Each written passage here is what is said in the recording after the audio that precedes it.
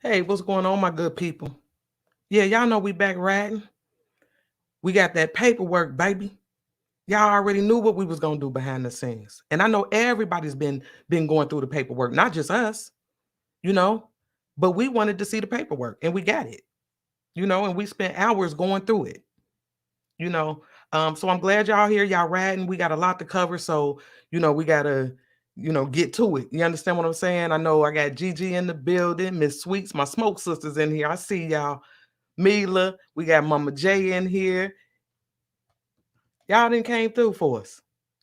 Y'all didn't came through. Fire Mama in the building. Knew you was gonna be in here, baby. Miss Drews, Lady Love. We got Clarissa, Hot Chocolate. I love that name, baby. Hot Chocolate. But yeah, we got the paperwork, y'all. And we got to go through it. And like I said, it's a lot, so buckle up, roll up, pull up, whatever it is you got to do. We riding tonight, because we got a lot to cover. And so, like I said, I'm glad y'all came out. Marvin in the building. There go Charity. She done slid up through here. Cooking with Steel. What's going on, baby? I'm glad y'all in here riding with us, y'all. We about to get to it. Because like I said, we got a lot to cover. And I don't want to miss nothing. So I want nothing but love and good energy in the chat. Ain't nothing but love here. Speak your piece. It's a safe zone. We ain't gonna agree on everything. But we're glad y'all here. So y'all ready to ride? Come on, y'all ride with me to the round table.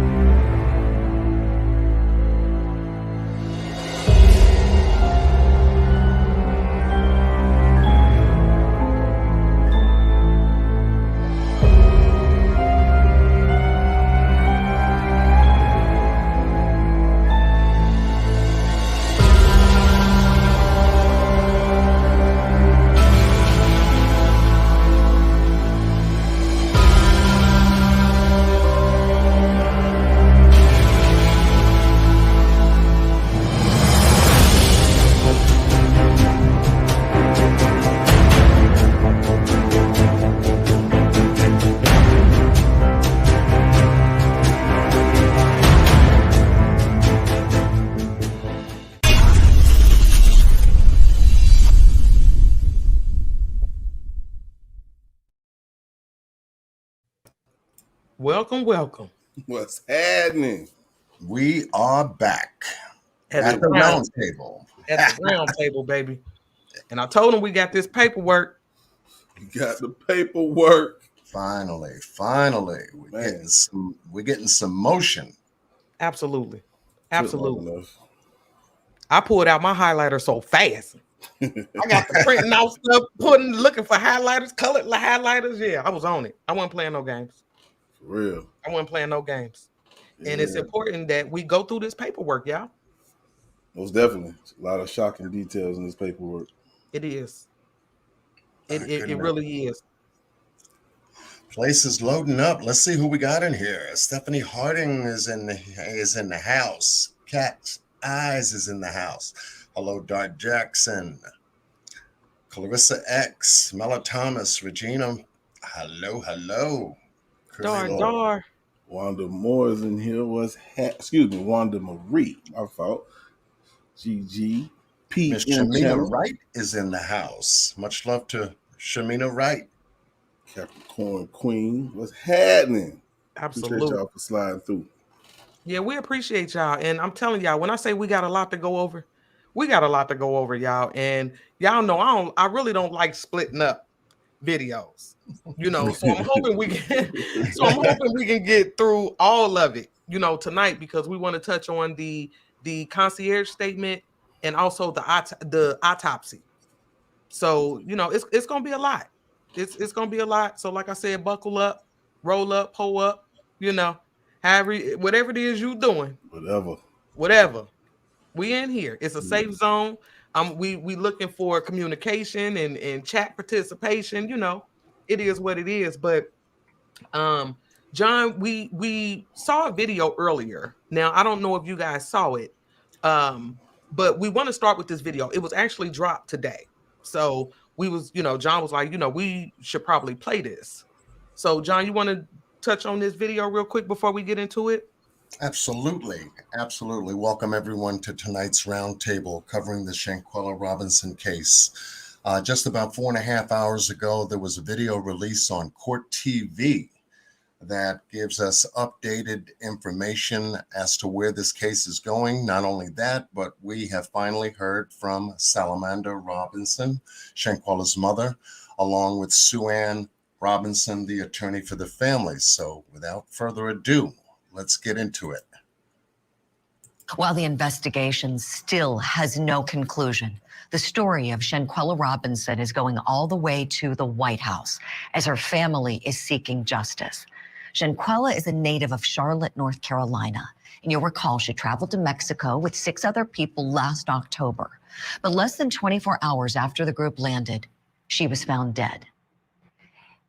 Then a graphic video surfaced of a fight involving Shanquella and another woman inside of a hotel room while on the trip.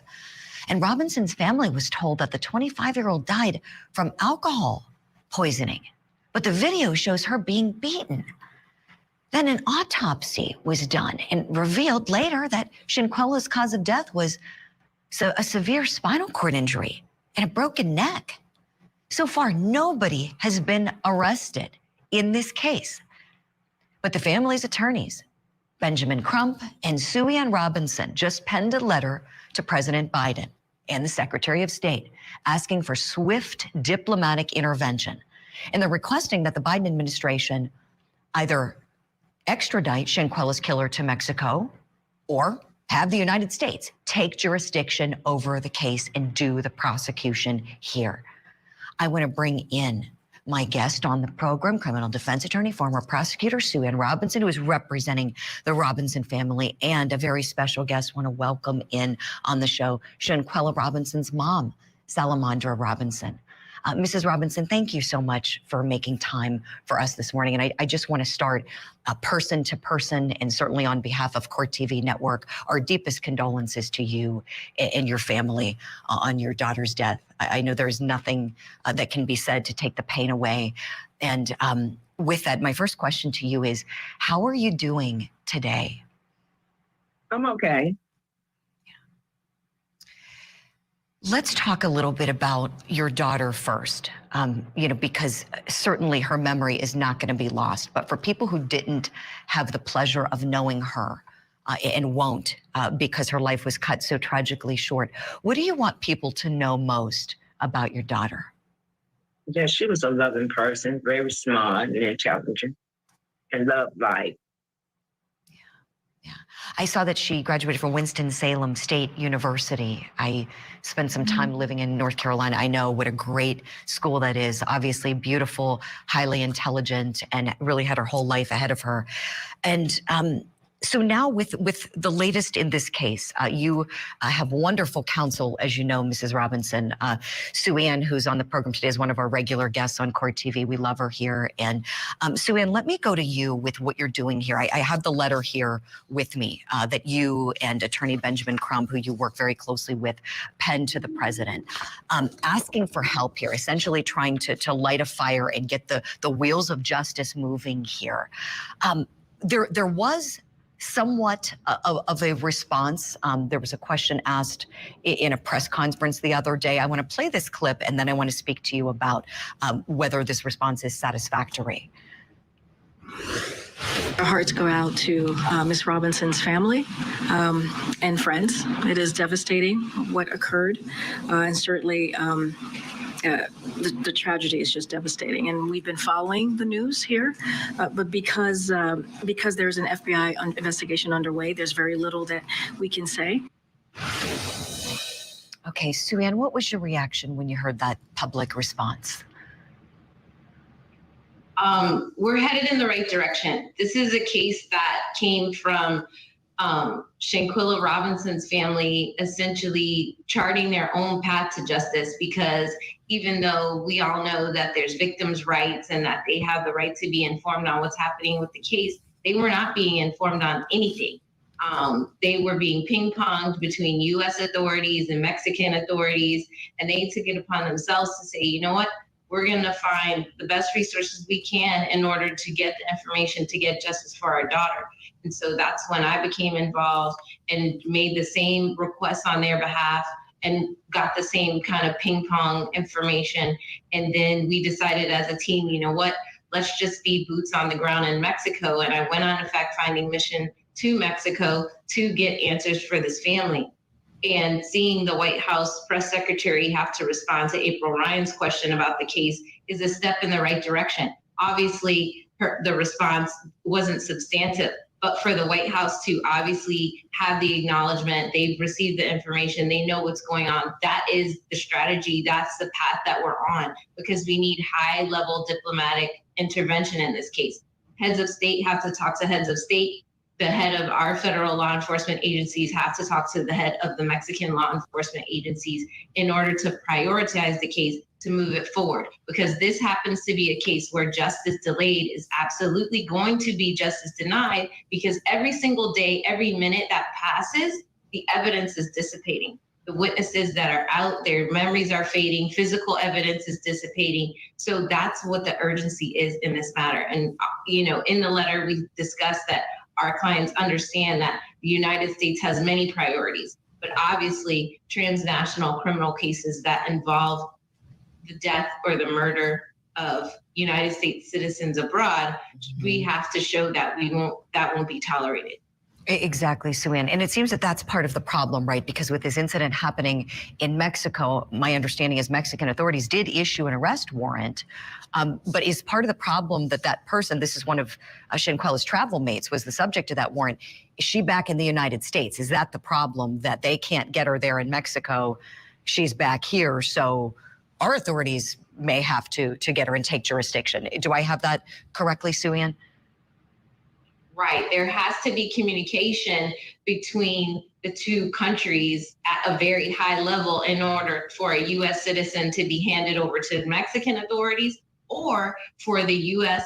federal law enforcement agencies to say, okay, we're going to be taking over this case, or we would like concurrent jurisdiction so we can do our own investigation in Mexico, an investigation here, and then that would result in the prosecution of the responsible party or parties here in the United States. But that wheel has to get going, that work has to be done, and the ball is in the U.S.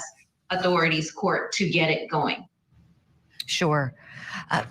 Mrs. Robinson, let me go to you next, please. The person that's the subject of this warrant, Dejanay Jackson, apparently was also one of the travel mates with your daughter, and it's my understanding that she also brought your daughter's luggage back to your house.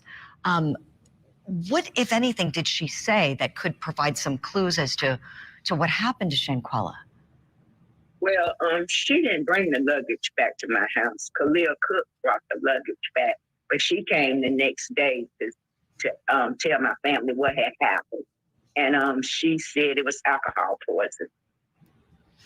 So she's saying alcohol poisoning, but then you get these autopsy results. What do you think happened to your beautiful daughter, Mrs. Robinson? Well, there's a video out there that what happened to her. Everyone seen the video. The video went viral. It was all, the whole world seen it. So we know what happened. The beating, as I described it, cruel. It's just awful. My question is why? Do you have any idea why this? I have no idea. I have no idea. Shanquella was a kind person, a loving person. So I don't know why anyone would do her like that. Right. Tell me, please, Mrs. Robinson, what do you want to see happen next? I need someone to be arrested, and I need justice for my family and Shanquella, because it's been 5 months and they out here living their life. Absolutely. Sue-Ann Robinson, tell me, please, what is the next legal move for you and Mr. Crump? The next legal move is to get a more substantive response on whether or not there's going to be a diplomatic intervention to prioritize the case. our plan really is not to let it get to the 201st day without some more movement being made on the case, and to just keep the pressure on, because that's the only way to really keep Shanquella's name in the media, in the press. I remember, and I'm sure you do too, Natalie Holloway's case, every single day in the White House press briefings, a question was asked, what's happening on the case, what the White House position on the case, and we just want that same energy for Shanquella Robinson's case. So the case can be, the people who are responsible will be brought to justice. Thank you so much. As I said earlier, the Robinson family has great counsel with you, attorney Sue Ann Robinson. Thank you kindly. And Mrs. Robinson, thank you kindly for your time. Every good wish in your pursuit of justice. While the investigation still has... That was a really good interview that they did. I love Sue Ann. Yeah. You know, I love to see women doing their thing, man. I love it. Absolutely. I really do. Absolutely. Yeah, they're certainly on it. And to see this development now, 4 days, the letter to the president and the secretary of state was written 4 days ago, delivered 4 days ago. And now to get the White House to respond through the press secretary is amazing. So this is the kind of pressure that this case needs. And it's good to see that there is motion finally from the White House on this case. Right. That's right. I agree with you. I may sound greedy, but I personally did not like the response from the White House. It was just like, I know, like she stated several times, she repeated herself about 5 times, you know, where the case at. She looked aggravated. She looked bothered. You know what I'm saying? Like she didn't want to be up there. Right. Real. Yeah, she didn't want to be up there.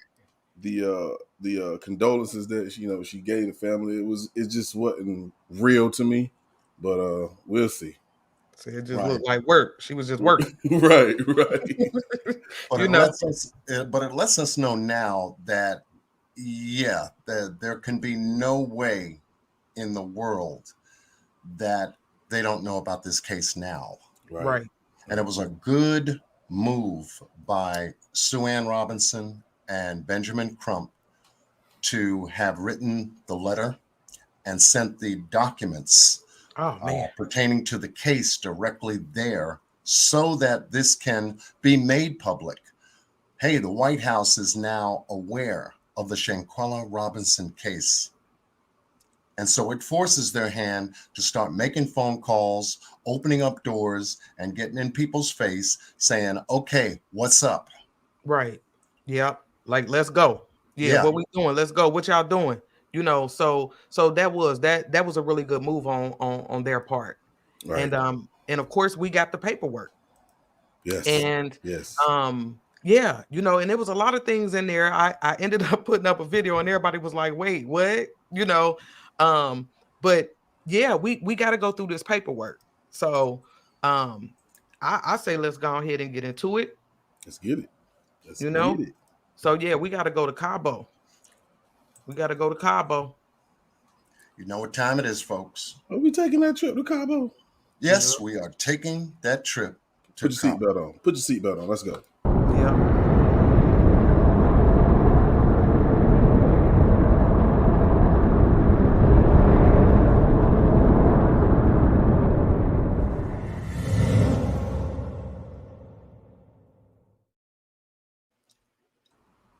We got to get to Cabo, man. That's Cabo, here we come. So we know all of this originated in Charlotte, out of Charlotte, North Carolina, on the trip to Cabo on October 28th. Directly to Cabo International Airport. From there, an hour away, Villa Linda 32. This is where tonight's roundtable begins. And what we're going to do... Oh, go ahead. I'm sorry, John. Go ahead. Yeah, here is where the crime had occurred. Everyone knows that. Right. And you had a police investigation that took place immediately during the time of Shanquella's death. It took some time for them to report this case to the officials. It did. In the very beginning. And we're sitting here scratching our heads. Okay, why is that? And then we had the Mexican reporter, Geraldo Zuniga, and much credit goes to him to have broadened this case's scope by bringing his expertise of journalism into the case and making it well known as to what was going on down here in Los Cabos, Mexico. Right. And you have to understand too that when we got a whiff of this, we saw the fight video and was like, wait, what? We really didn't have a lot to go on but that video. Right. You know, and then details started to come out slowly, you know, and it was kind of frustrating trying to put it all together because it was so all over the place. You know, rumors was coming out, and you know, we got the people that was actually down there, they ain't talking, and you know, it was all over the place. So when I seen the paperwork, y'all, when I say I was so excited, like yeah, I mean, I was extremely excited, you know, because I was like, finally, we need details. And I believe that the paperwork provided a lot of details. That's why I'm saying it's gonna be a lot to cover. Yeah. But yeah, it gave us some details, and y'all know how we do. We riding, baby. We're gonna touch on it. We're gonna touch on it. So, you know, we're at Cabo in Cabo, like John said, this is where it all happened. And what we found out was that the concierge down there gave a statement. Yeah. And yeah, I mean, we about to go through his statement first. We're gonna touch on his statement first, and then we're gonna get into the autopsy. So this right here is his statement. I'm gonna blow it up. Can y'all see it? Because I want y'all to be able to read along with me. Okay. Yeah, I can see it good. Y'all good? Put a 1 in the chat if you can see it. Yes, type a 1 in the chat if you can see that. We need to blow it up a little bit. Because word for word, this is on paper now. It's on paper. It's on paper. And, you know, this, again, like even with the Kanika case, you know, we got to use what they gave us. And this is one of the things that they gave us. And like I said, this was from the concierge. This was his statement. Of course, they didn't give us his name, but I will show you this. He gave his statement on November the 17th. Do anybody remember the exact date the video came out? Because we know she died on the 29th. Do anybody remember? Didn't the fight video come out around this time? Yeah, it came out, I believe, the 16th, if I'm not mistaken, either the 15th or the 16th of November. Okay. That's what they keep saying, but I feel like it came out earlier than that. Yeah, that's what I felt too. They say, can you blow it up a little bit bigger if you don't mind? Just a little bit. Uh-oh. Let's see. There we go. Y'all good? There we go. Okay. I know I got some readers in the building, so I ain't gonna read it word for word. But I know I got some readers in here. Yeah. But one of the things that I wanted to start with was the timeline. And in this article, it told us that the concierge, you know, he's in charge of making sure the guests get settled in and things like that. He ended up giving a statement. And what he told us was that the Dejanay and the group was supposed to arrive at 3:00 on October the 28th, which was that Friday. And then he said he kept referring to Dejanay as the main client. And I was like, well, why do y'all think that is? I mean, it made me feel like the room was in her name. You know, if you've worked in hospitality, you know, if the room is in their name, that's who you approach. That's who you go to with all your issues. You know, whatever it is you got going on, you're gonna go to the person that the whose name is on the room. So based off of his statement, he made it seem as if Dejanay was the one booked the room. You know, but he did tell us that they were supposed to get there at 3:00, and at around noon, Dejanay texted him and told him that they was going to be running late because the plane had been delayed. So they like, okay, well, we ain't going to be there at 3:00. We're going to get there at 7 17:19, which is 5:19 p.m. Right. Okay. Mm-hmm. So she asked him if, okay, well, when we get there, can we go shopping? So it made it seem like she was saying, look, from the airport, can we make a couple stops? And he told her it was cool. Like, yeah, that's good. Y'all good. And that's what they did. They ended up getting to the villa at 8 p.m. And 20 hours is 8 p.m.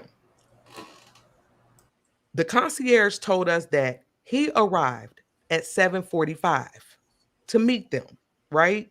He arrived at 7:45. But the problem is, because if you see right here, it says, he said, I had arrived at the villa about 15 minutes before. And upon entering, I see a person of slim build, African American, 1.75. And I'm gonna be honest with y'all, I had to Google this. I was like, what is that? You know, what is 1.75 that? meters. Yeah. So what we found out is somebody that's about 5'7", 5'8", right? So when he gets there, there's an African American male, about 25 to 30 years old. And the guy asked him when he got there, like, well, who is you? So he got this black guy questioning him when he got there. Now, understand this. We went over and seen the video of Shanquella in that pool. And we're going to play it because y'all remember the video of her in the pool? Mm-hmm.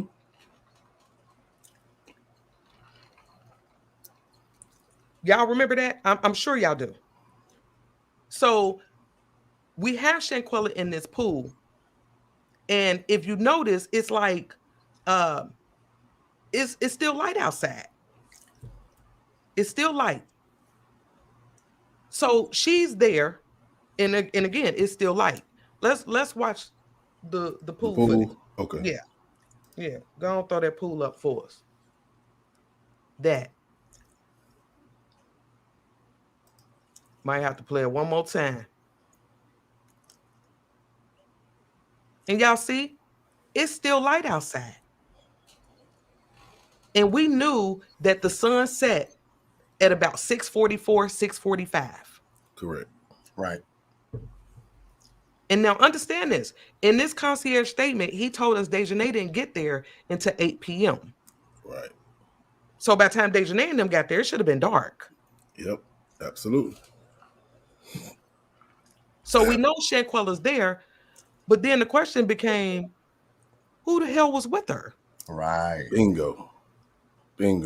Who took the video? Who was the person who shot that video? Mm. I'm going to play the video one more time. Y'all just take a look at it. It's real fast, but see what you find. This is someone standing above that pool videotaping Shanquella in the Right. pool. 412 says she think it's Khalil. But understand this, and let's get further into the report then. Exactly. Yeah, because I was thinking the same thing. Let's go a little further so they'll know. Let's go a little further then. Okay. So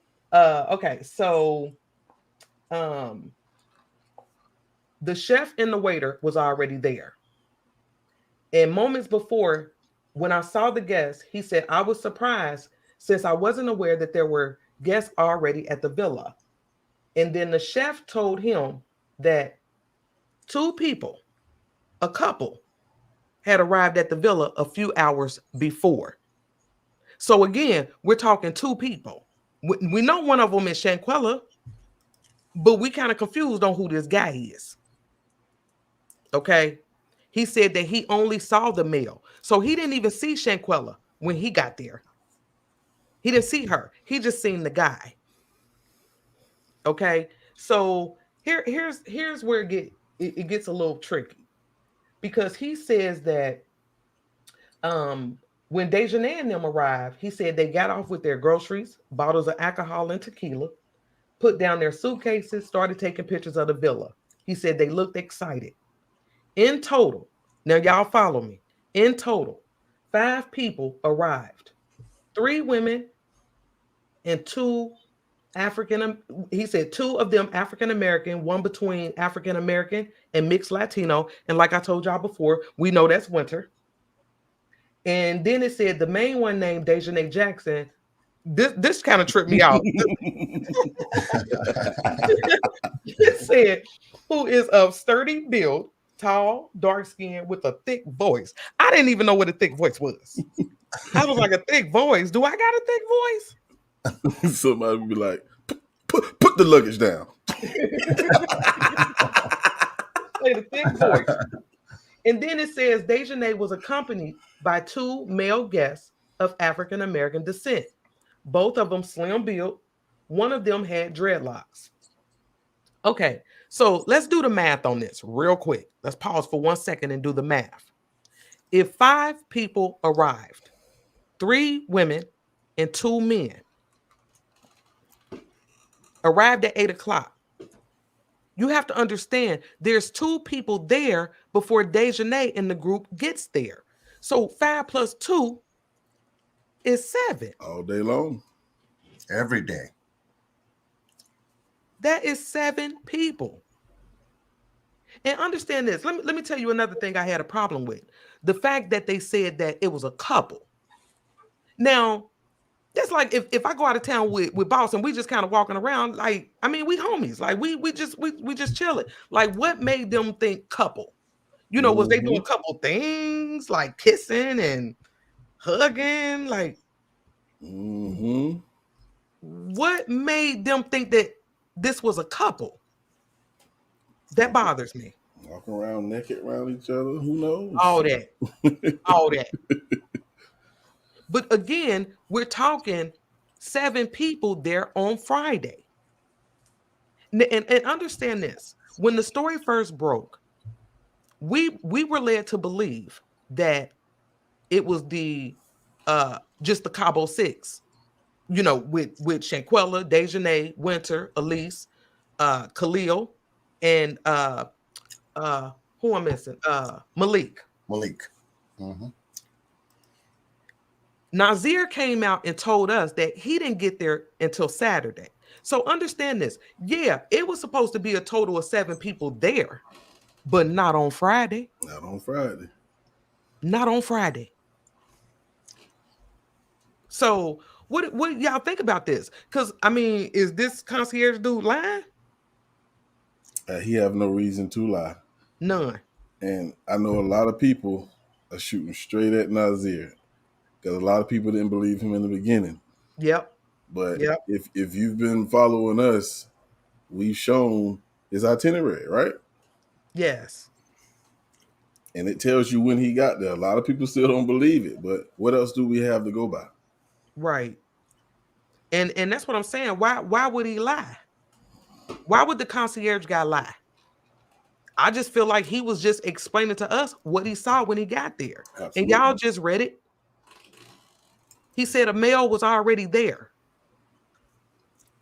He didn't see Shanquella though. But we know she's there based off of the video from the pool. Chrissy TV sound just like me. I felt like somebody's name was right out on line number 1, too. Yeah, we was blowing it up, y'all. We had magic going on back here, trying to figure out what was going on with that guest registry. And we're gonna get to that too. Because in this statement, he said that, you know, once they got there, he introduced himself to the main guest again, Dejanay. And you know, he just wanted to welcome her to the villa.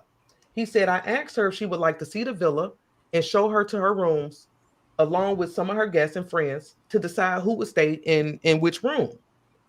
We returned to the dining room to sign the documents, which consisted of the guest registration, the insurance included in the villa, and residential complex rules. Okay. So on this guest registry, we had Khalil, Malik, Winter, Shanquella, Elise, and Dejanay. So, okay. But again, we supposed to have 7 people there, according to his statement. Why only? I mean, he added Nazir, which in at the end of his statement, he tells us that Dejanay was the one who wrote Nazir's name on there. Right. Right. And it made us wonder what made him say that. Yes. Yep. Dejanay wrote his name on there. And understand this, Nazir told us that he didn't write his name on nothing. He He absolutely said it. did. Yep. And this concierge confirmed what he said, that he did not write his name on there. And he actually told us who did it. And Dejanay put it on there.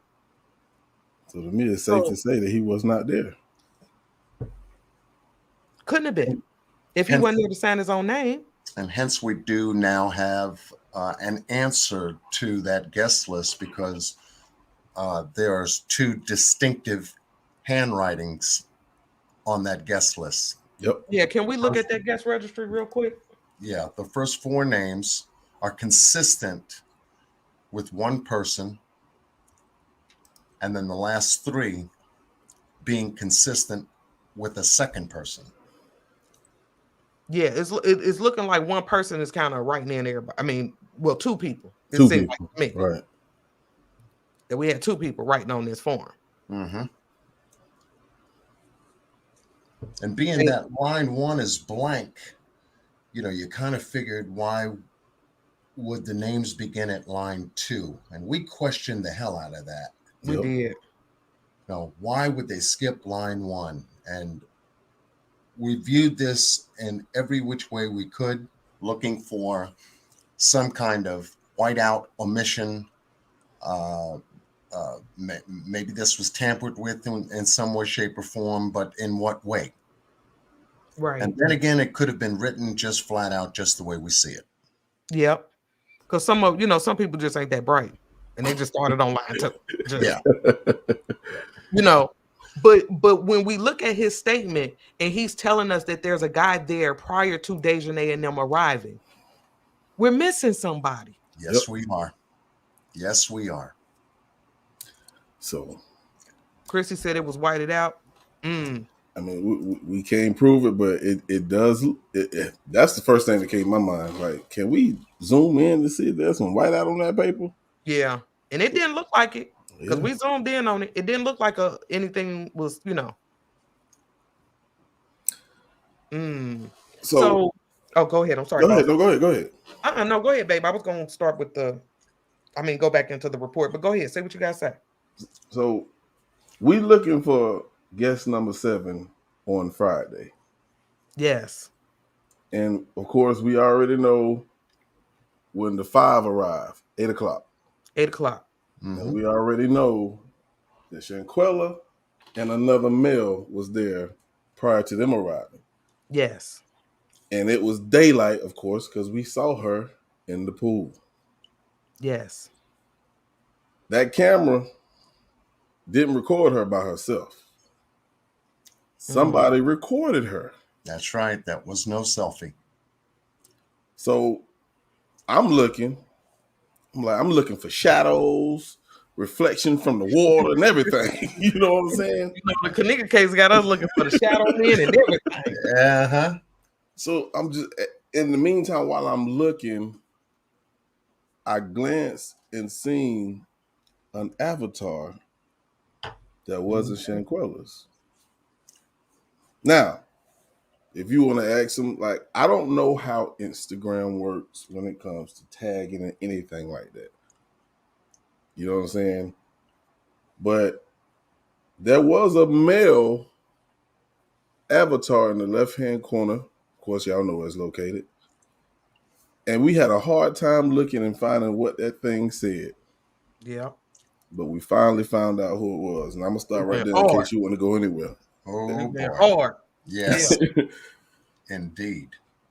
Yep. The name was Bossman Cash. Yep. And I'm like, who is this guy? I mean, I don't know who he is, And let me say this right now. I'm not putting nothing on this guy. But I would love to know who he is, Right. and why was he in this? Why was his name in the avatar like he was the one filming? So I'm gonna play this again. Y'all tell me. Y'all tell me. Let's play And watch this. the top left corner. Pay careful attention. Here we go. See that at the top? Play it one more time.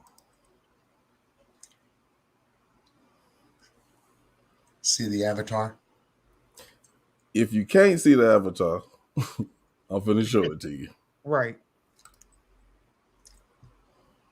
This guy.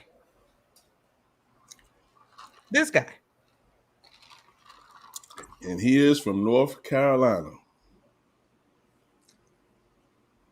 Now, again, we have no 100% proof, but why is his avatar over there like he's filming this on his IG? Because it's him. It's him. It's him. Trust We me. know it's We him. look, yeah. But understand this. We were trying to figure out, because again, I don't do Instagram, so I don't know how that works. I don't either. So could he have been tagged in the video? Like, I mean, I know we got some IG people in here. Yep, lovely. That's his name, Bossman Cash. Bossman Cash. So they keep saying that's Khalil. Bossman Cash is Khalil? Because the pictures that we saw. Do you want to look at some or what? Well, I don't want to do that because it No, takes don't it to go through somebody the else's page. Yeah. Yep. Yeah, I don't want to do that. Because and it's interesting to see that the account is on private. Yes. Yes. And understand this. And here's the thing. When we count 7 people on Friday, I don't care how y'all split it up. I don't care if it was Khalil there with Shanquella and then Dejanay came with Elise Winter. It still don't. Dejanay still showed up with 2 guys. So regardless of who was there with Kanika, not Kanika, I'm sorry, y'all, but with Shanquella, no matter who was there with her, we still got a total of 3 guys on Friday. And there should have only been 2. Correct. So what, did Dejanay come with somebody that wasn't supposed to be there? Did one of the other, what y'all thinking? Okay, a lot of people saying it's Khalil's page. Okay. So I mean, and that sounds like, that's her best friend. So I could see him being tagged in a video and sharing pictures on IG. I could see that. But them pictures that we seen didn't look like him. So they saying this is who it is. I don't know. I don't know. I mean, he got a beard just like the other dude did, but I don't know. Yeah. Right. But to know that there's 7 people in total, not only on the list, but the real question is if Nazir once again showed up the next day and yet there was a male there the day before, who was that male? Right. Exactly. We're still missing somebody. We're still missing somebody unaccounted for. Right. Whether Khalil was there with Shanquella or arrived with Dejanay. And that's a big red flag here. Absolutely, Charity. So we still got an extra guy, y'all. Okay. So let's say that is Khalil's clothing line. Okay. Who is this guy? Who is this guy filming her? We need help. So do y'all think it was because it's looking like some of the people in the chat are saying that Khalil was the one there with her and filming her in the pool. Yeah, then it's who was the second guy with So then a new guy came with Dejanay? Right. Because they said 2 guys and 3 females.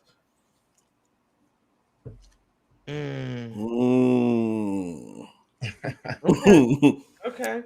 Now it could make sense that Khalil would arrive with her, but it's still an Yep. extra person with the other crew. And we know it wasn't Nazir if he came the next day. Right. So that part is still confusing.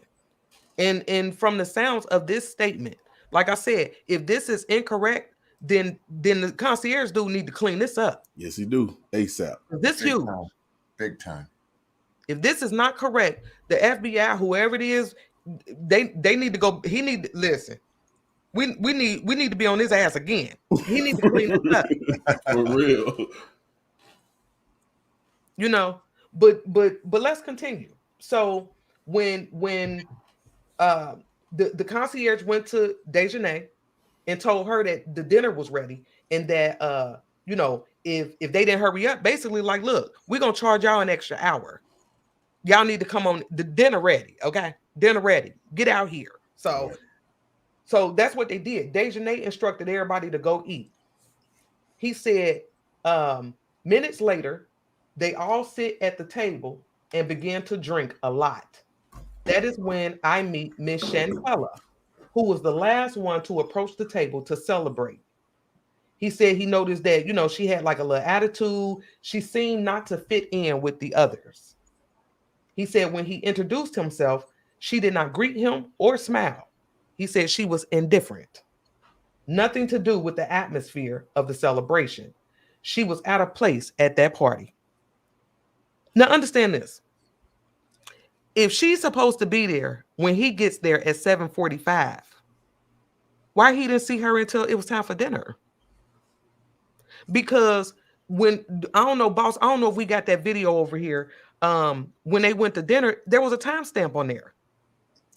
Yes, there was. There is a timestamp.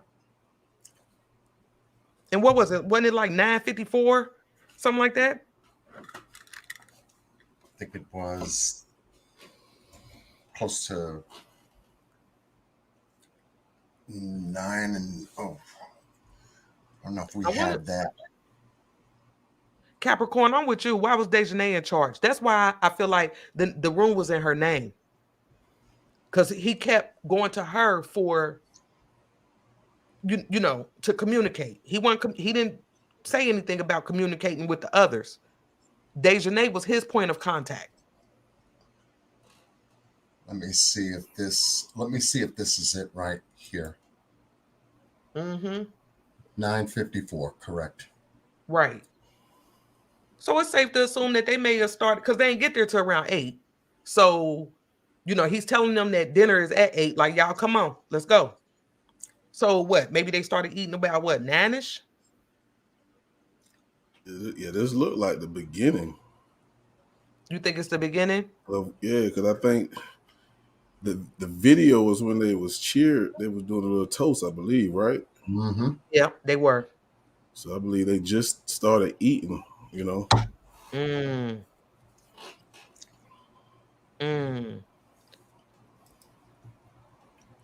She said if Dejanay paid for everything, why she didn't get the grand suite keys? Think about that, y'all. But understand this. In this report, he said Dejanay had the master. He says it. He was there when they were all trying to get situated. Because when they arrived, everybody started, you know, trying to figure out who was sleeping where. So, I mean, so he's there at 7:45. And we are thinking that Shanquella is already there. But he never saw her until it was time for dinner. Is what he told us right here. And for whatever reason, she ain't feeling it. He's describing her as not being as excited as the rest of them. Right. At that very moment.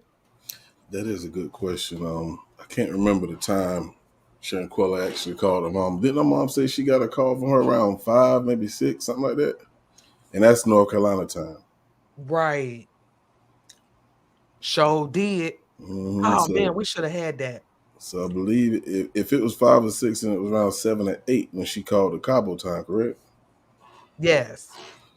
Yep. Yeah. Because there's a 2-hour difference. Mm-hmm. Oh, man. Okay. So I just wanted to know, like, what changed her mood, you know? And then think about this. We thinking she's in the pool, and then remember the video where she come through like, where y'all hoes at? Yeah. Remember, I'm asking John and them, I'm like, what order do y'all think this fall in? Because if she's skinny dipping in the pool, she already butt naked. So was Yeah. this? Oh, go ahead. I'm No, sorry. she's comfortable being naked. Very comfortable. She's comfortable in her own skin. I ain't mad at her. Yeah, she is. You know, she's comfortable in her own skin. I mean, as we seen her already skinny dipping before they even arrived, and then around that time that we're trying to figure out, and a lot of us felt like that was the first thing that happened before they went to dinner, but I don't believe that. Right. I feel like when she was walking there, like, where y'all was at? I feel like that was after dinner. I do. I just feel like it was after dinner because So you want me to believe she went skinny dipping, got dressed for dinner, and then took her clothes back off? Well, I guess it's possible. she's going. I hope she ain't gonna go and eat dinner butt naked. I just. So what you're feeling like when she got, because we see her sleeping in the hammock, right? Right. Yes. So that had to be after she went skinny dipping, right? I mean, that's an assumption. Right. So But she had was her dressed clothes in a on, black. right? Yeah, she had on a black it had spaghetti straps. Right. So she have her clothes on. I don't think she's gonna take them back off and say, "Hey, let's go swimming," when she just got through doing that. So I feel like if the concierge said she was off, Right. indifferent from everybody else, I think at that point it took for them to have some drinks. Let your hair down. Everybody started feeling good after Right. dinner. Hey, they played the game and then went to the pool, which would make more sense to me because it seemed like that's where they was close by that pool when they was doing those push-ups, right? Right. So I feel like after the push-ups, maybe. And this is an assumption. Hell, help me out. What you think, John? I mean, I'm following the exact same visual that you're following in this. So it's tough to tell because in a way it makes you think in one direction, and then again without that specific timeline being put on the table in place, then it makes you think another. Right. But what we do know is that video recordings captured the movements of the group together during the time that they had that dinner. Right.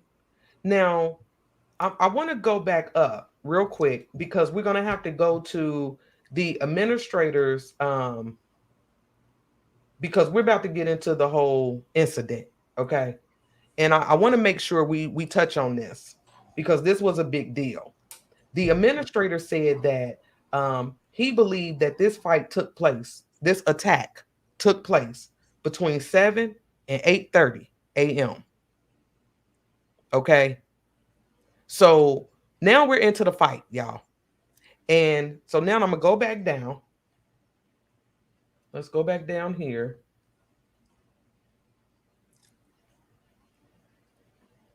Okay, here we go.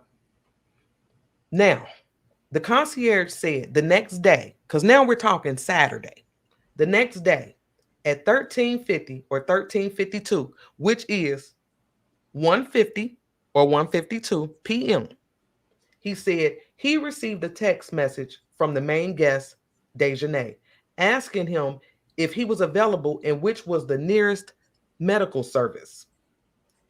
He greeted her and asked her, how could I support her? And if she was looking for a hospital. Dejanay said yes. Quote unquote, I think my friend has alcohol poisoning and needs an emergency service and someone to speak or translate Spanish for us. So understand this. Dejanay was the one reached out to him. But again, she's been they've been each other point of contact. So, because at first I'm thinking like, well, wow, to know Dejanay is the one they're telling us is attacking her in this video. She's the one called him. She reached out to him for medical service. Right. For Shanquella. Okay. So he said he told her that he would send a doctor and that the doctor would determine if it was necessary to go to the hospital. He said he told her that the doctor speak English. And she said, she answers yes, please. I tell her that it costs $100 for the visit plus the medicine. I ask her if she agrees and she answers yes, as soon as possible. So at that very moment, Dejanay, they all are aware that something is wrong. Something's wrong. But again, they ain't talking about no fight. They ain't giving up that information. Right. And that's kind of been the running thing. They didn't want nobody to know about this fight. And this points out two new developments that we did not know in the beginning of the case. One, that Dejanay Jackson was the primary regarding the Villa's weekend rental. Yep. Okay. And two, her communication via text to the concierge. We didn't know that Dejanay had communicated to the concierge. We kept hearing that Winter Donovan was interacting in more ways than one with the concierge. Right. And then he says that at around 2 p.m., he called the doctor. Okay. He was the one who called the doctor for them. So then he says, he calls the doctor. He said, in about 4 minutes, Miss Jackson texts me asking me what I had been told. And I answer her that a doctor is going to contact her to check her friend. And she replied, okay. Okay. So again, he was the one who called the doctor. And now understand this, because we got to bring this Nazir up in here. If we're to believe that he got there on Saturday, he told them that when he left the airport, when he called them trying to get the address, they had told him that something was going on with Shanquella. They thinking she got alcohol poisoning. They even fed him that story. He said when he got there, they had already informed him that a doctor was called. And if you think about the time frame, the concierge is really backing that up. Look, two things. Okay. We can't forget, of course, the time that the concierge gave us, because he's familiar with the sunset, the sunrise, and all that. He said Right. between 7 and 8, right? Right. Okay.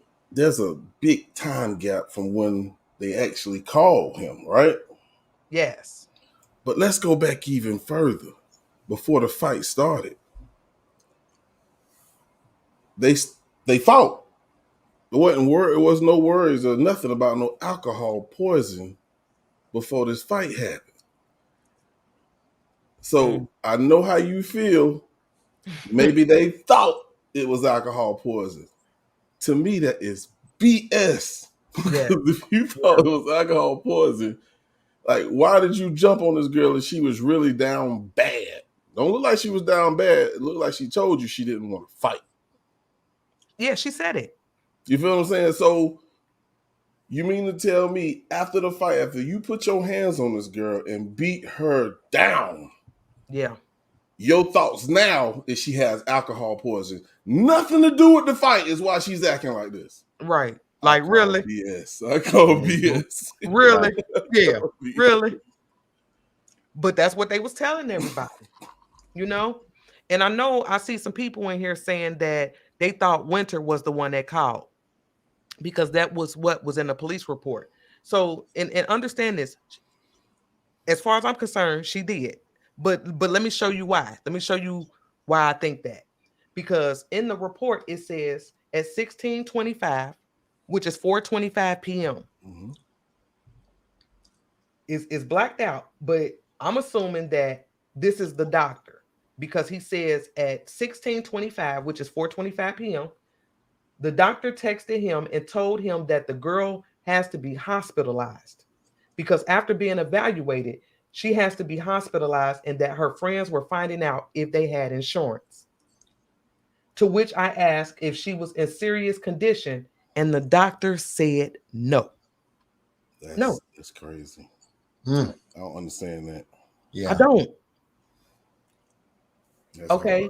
hard. So the doctor says no, but the doctor did tell him that she needed an IV, that she is practically unconscious, and that was why she had to be hospitalized. And I'm thinking to myself, unconscious is a serious condition. For Yes, it real. is. For real. How you go from answering the question no to saying, but yeah, she unconscious though? Like, wait, what? Wait a minute. It don't sound right. That don't go together. But understand this. In the police report, because y'all got to understand now, let's look at time. The doctor was supposed to have gotten there around what time? Wasn't about like 3:15? 3:15. Yep. Right. Right.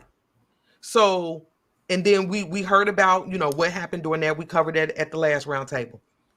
And at some point she tried to give Shanquella an IV, and then she started to seize. And then that's when we were told that the doctor and Nazir gave CPR. At around 4:20, in the police report, it says at 4:20, Winter called 911. Mm-hmm. And that was because Shanquella stopped breathing. So at 4:20, we got Winter calling 911 for the ambulance. And then we have at 4:25, the doctor texting this concierge dude, telling him, look, she need to go to the hospital. And then again, is she in serious condition? No. Really? That don't make sense. Y'all performing, man, listen. Really? Y'all performing CPR on this girl at this time? Yeah, that don't make sense to me. But that's if we follow the report saying that Winter called at 4:20, we got this doctor calling the concierge at 4:25, 5 minutes later. 5 minutes. So now at this point, the ambulance is on the way. Mm-hmm. Okay, the ambulance is on the way.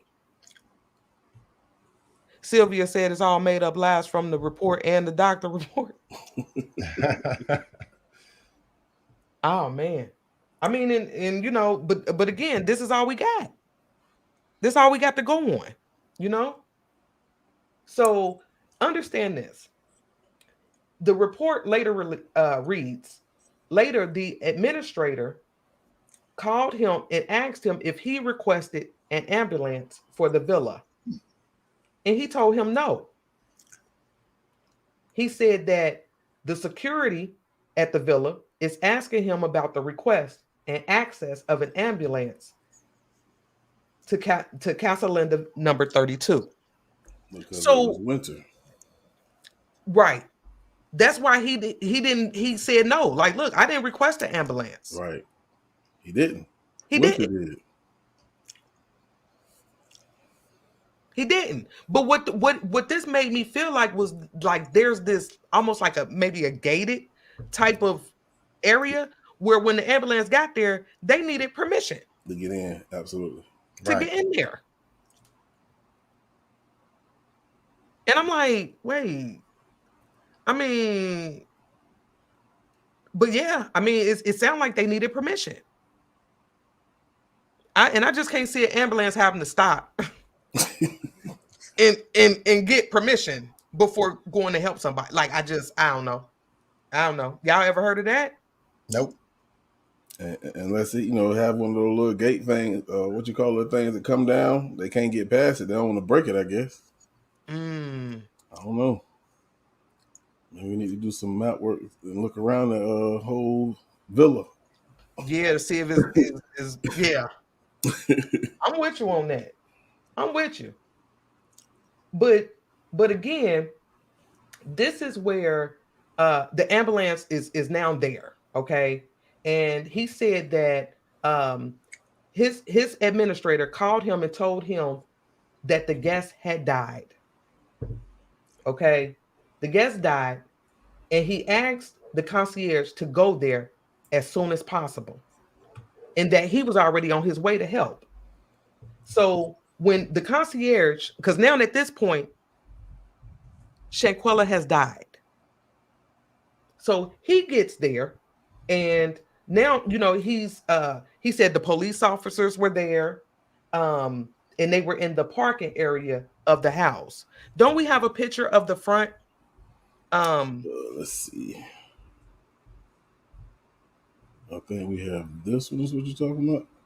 Or not this one? Maybe this one. Yeah, that's yeah.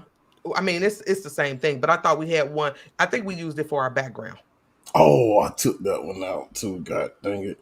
It's okay. Yeah, But this is the front. So, like I said, when he gets there, and yeah, you can just leave this up for just 1 second. Okay. When he gets there, like I said, the officers are already there.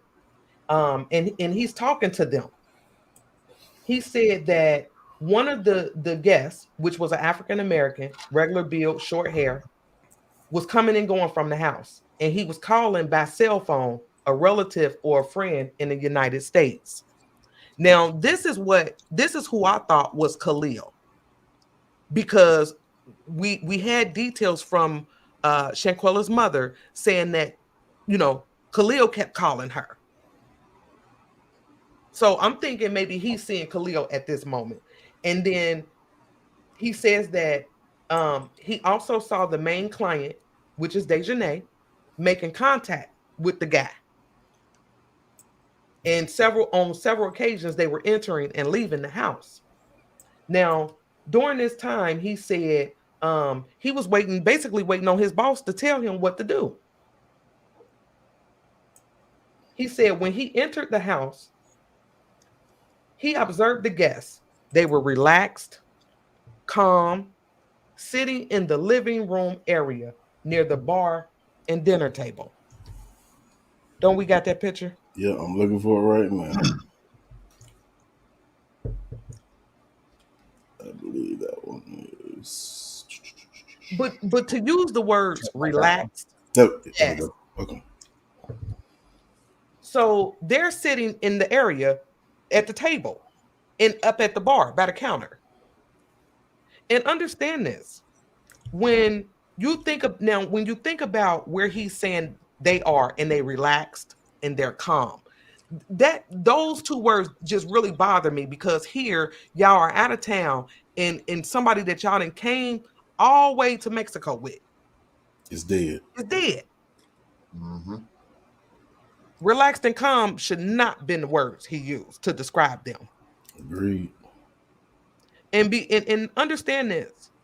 When don't forget about this picture. So they're in the living room area. They have her laid out near the cocktail table in the living room area near that couch. Y'all saw it. And these kids is at the table and at the bar in the same area. Mm-hmm. Chilling. Really? That didn't make sense to me. That didn't make sense. So understand this. He said that he went looking for the main guest, which was Dejanay, to give his condolences. He said that when he talked to her, he gave her his condolences. She thanked him and told him that that they had talked to her friend, Shanquella's mother, and mentioned that this was so fast to lose her in an instant for having had too much alcohol. So they still pushing this whole alcohol shit. Yep. Okay. And just think about it. So fast. So fast. They didn't call until what time? Around about 1:50ish. Yep. But this fight took place early in the morning. Right. Yeah, play with it. Yeah, that didn't make sense. Okay. So, but and so here's the thing. This is one of the other things that kind of caught me in this statement. He said that he asked Dejanay if he could give her a hug, which she said yes. And he said she gave me a very indifferent hug, very cold. I saw a very sad guest, a skinny girl, and I saw that she was in pain. Who do y'all think that was? Elise. I do too. And understand this. I mean, I really believe that this is Elise that he's referring to, because understand this. She lost her sister too the day before. So we don't know when she found out, when she was out of town. Did they call her while she was in Mexico? I mean, to me, there's a lot going on here. And even if that's out the equation, what if she didn't know until she got back? Even if that's out the equation, she's visibly upset about this. So is she the only one there crying for Shanquella?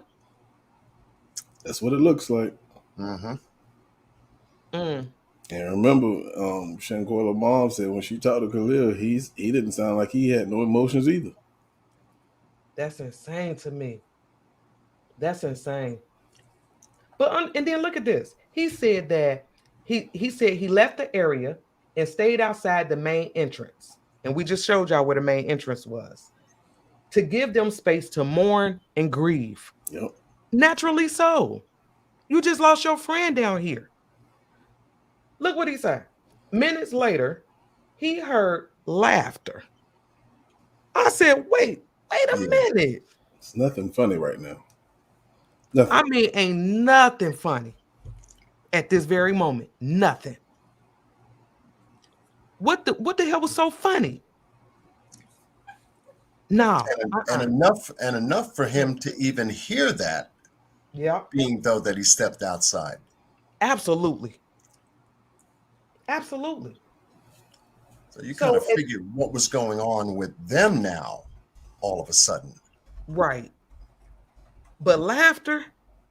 No. Not at a time like this. Martin Lawrence could have been in that motherfucker. Listen, ain't nothing funny right now. Not nothing. So that part of this statement really, really bothered me. And at some point, he had to leave the villa. He said at about 21:30 hours, which is 9 o'clock, 9:30. So at about 9:30, Dejanay contacted him asking him for transportation to go to dinner. Who hungry? Y'all laughing? Hungry. Man, listen. Get the fuck out of here, man. Really? I ain't got no appetite after seeing that. Nah, ain't no appetite. We ain't eating nothing. How could you eat? How could you eat? They seem so unbothered. So unbothered. Based off of these details. Now, okay, let's pause for 1 second. Because there was a discrepancy. Now, we watched that interview that Zoo nigga did. And he told us about the 911 call. We were under the impression, because this is what we were told. Matter of fact, let's play it. Let's play that, because this was a detail that we was running with. Okay, ready? Yep. All right. The procedure and removal of the body of Shanquella Robinson ended at 1:53 a.m. on October 30th, 2022. At what time? Somebody put it in the chat for me. What time?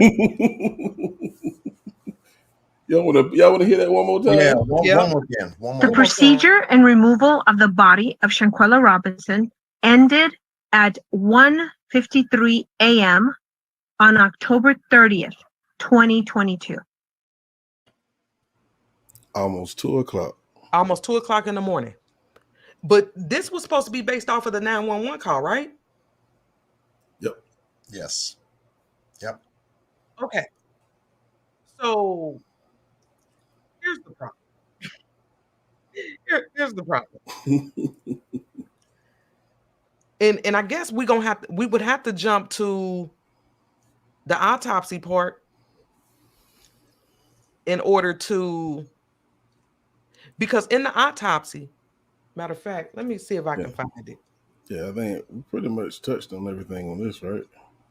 Yeah. Let me see if I can find this real quick in the autopsy.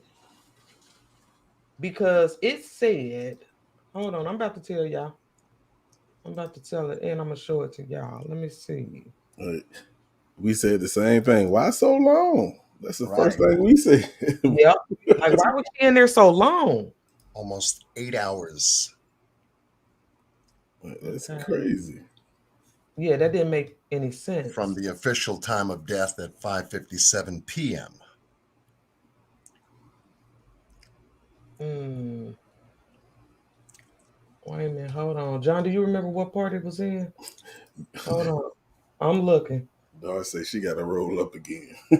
I know that's right. It's like that. Very mind-boggling, Mama J. Yes. Without question. A lot of things going on here. Okay, I got it.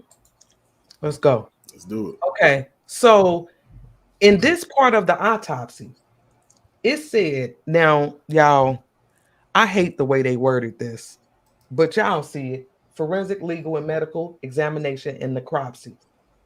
The cadaver was received packaged in a white plastic bag with the chain of custody registry, brought at 20:30 hours to the autopsy table at the Medical Forensic Service on October the 29th. Y'all see it? Right 20:30 is 8:30 p.m. PM. So they supposedly pronounced Shanquella dead at almost 6 p.m. At 8:30, Liz, look where she at. She on the autopsy table at 8:30 on October the 29th. So that report of her not being taken from that villa until 1:53 in the morning, that is not correct. That's not correct. Because she was on the table at 8:30 p.m. on Saturday, and then at 9 a.m.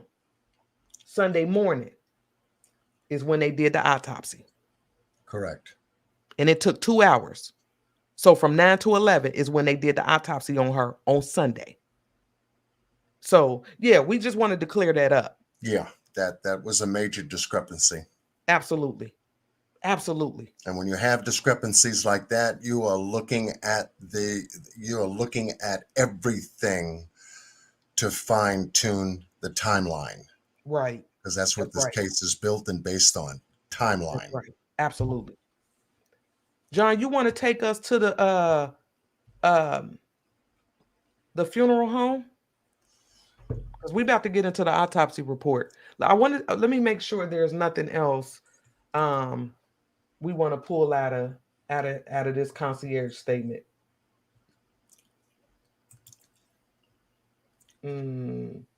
So and then it makes sense that Shanquella was gone from that villa, about 7:30, and 9:30, they ready to go to dinner. At least that's what they told him. Mm-hmm. It said they wanted to go to dinner because they hadn't eaten all day due to the situation.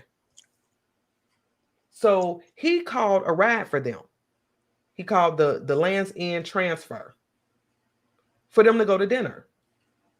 But he said that at some point, the driver called and told him that he left them at the airport hotel. So I don't think they was trying to go no dinner.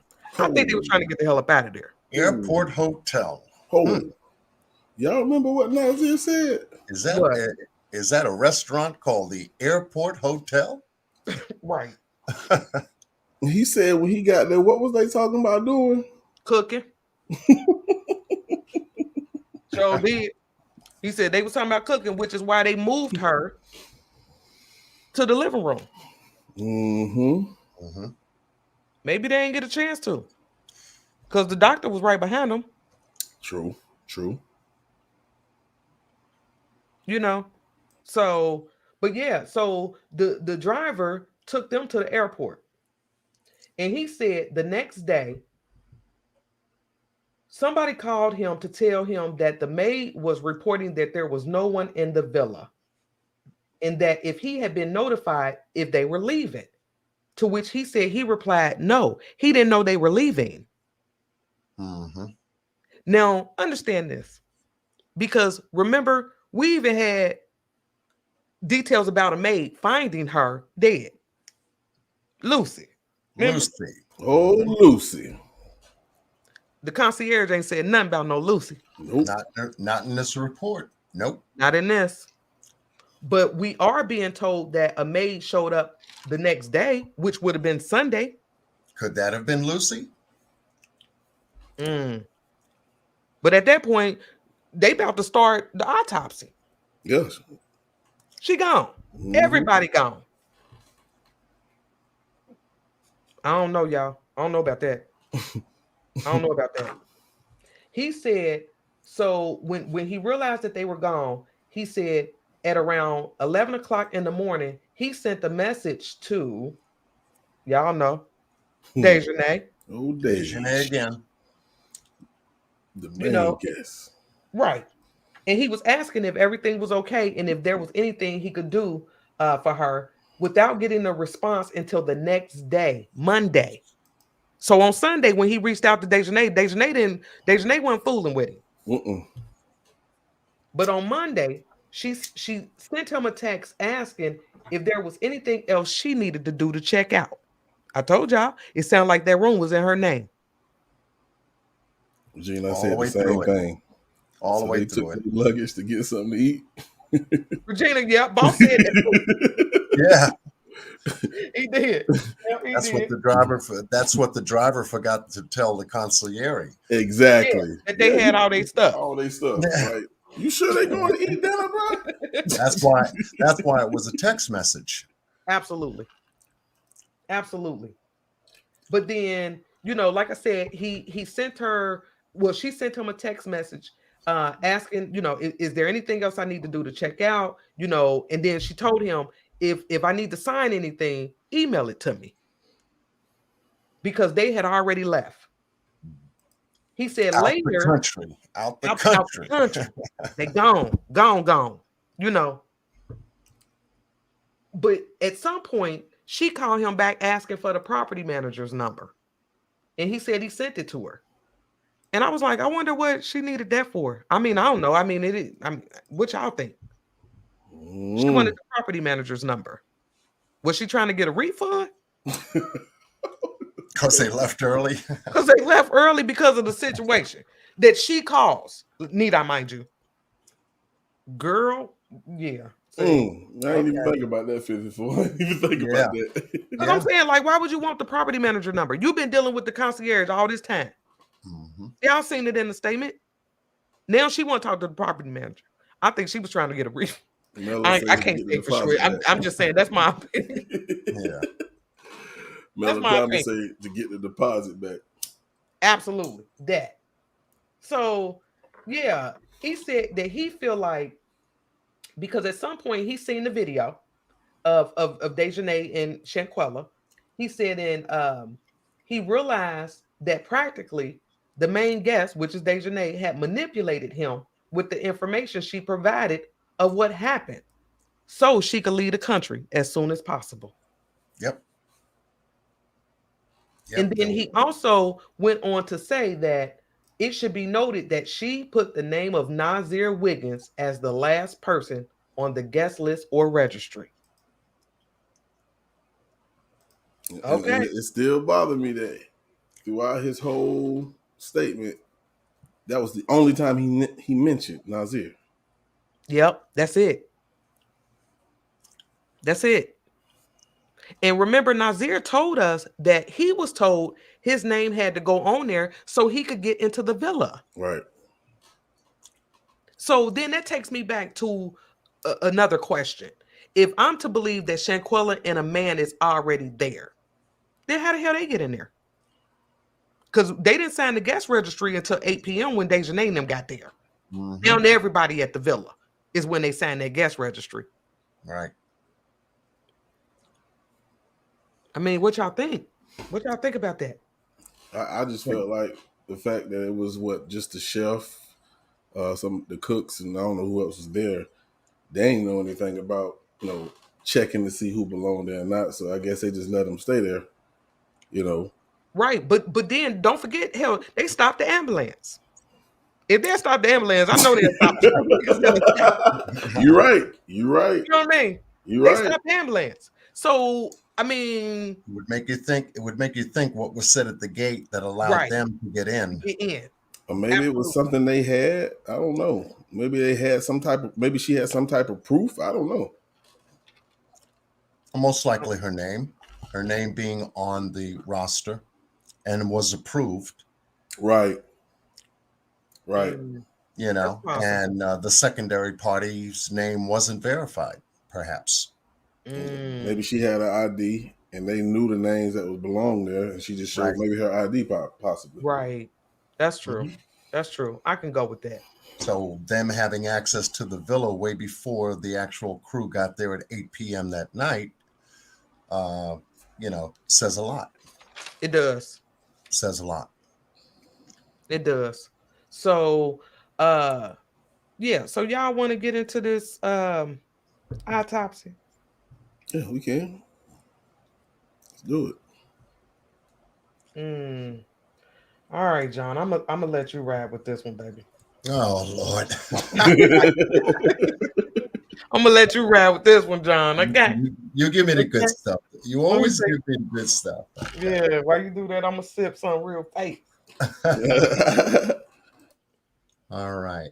So everybody type a 1 in the room if you are following tonight's live on the documentation regarding Shanquella Robinson's case.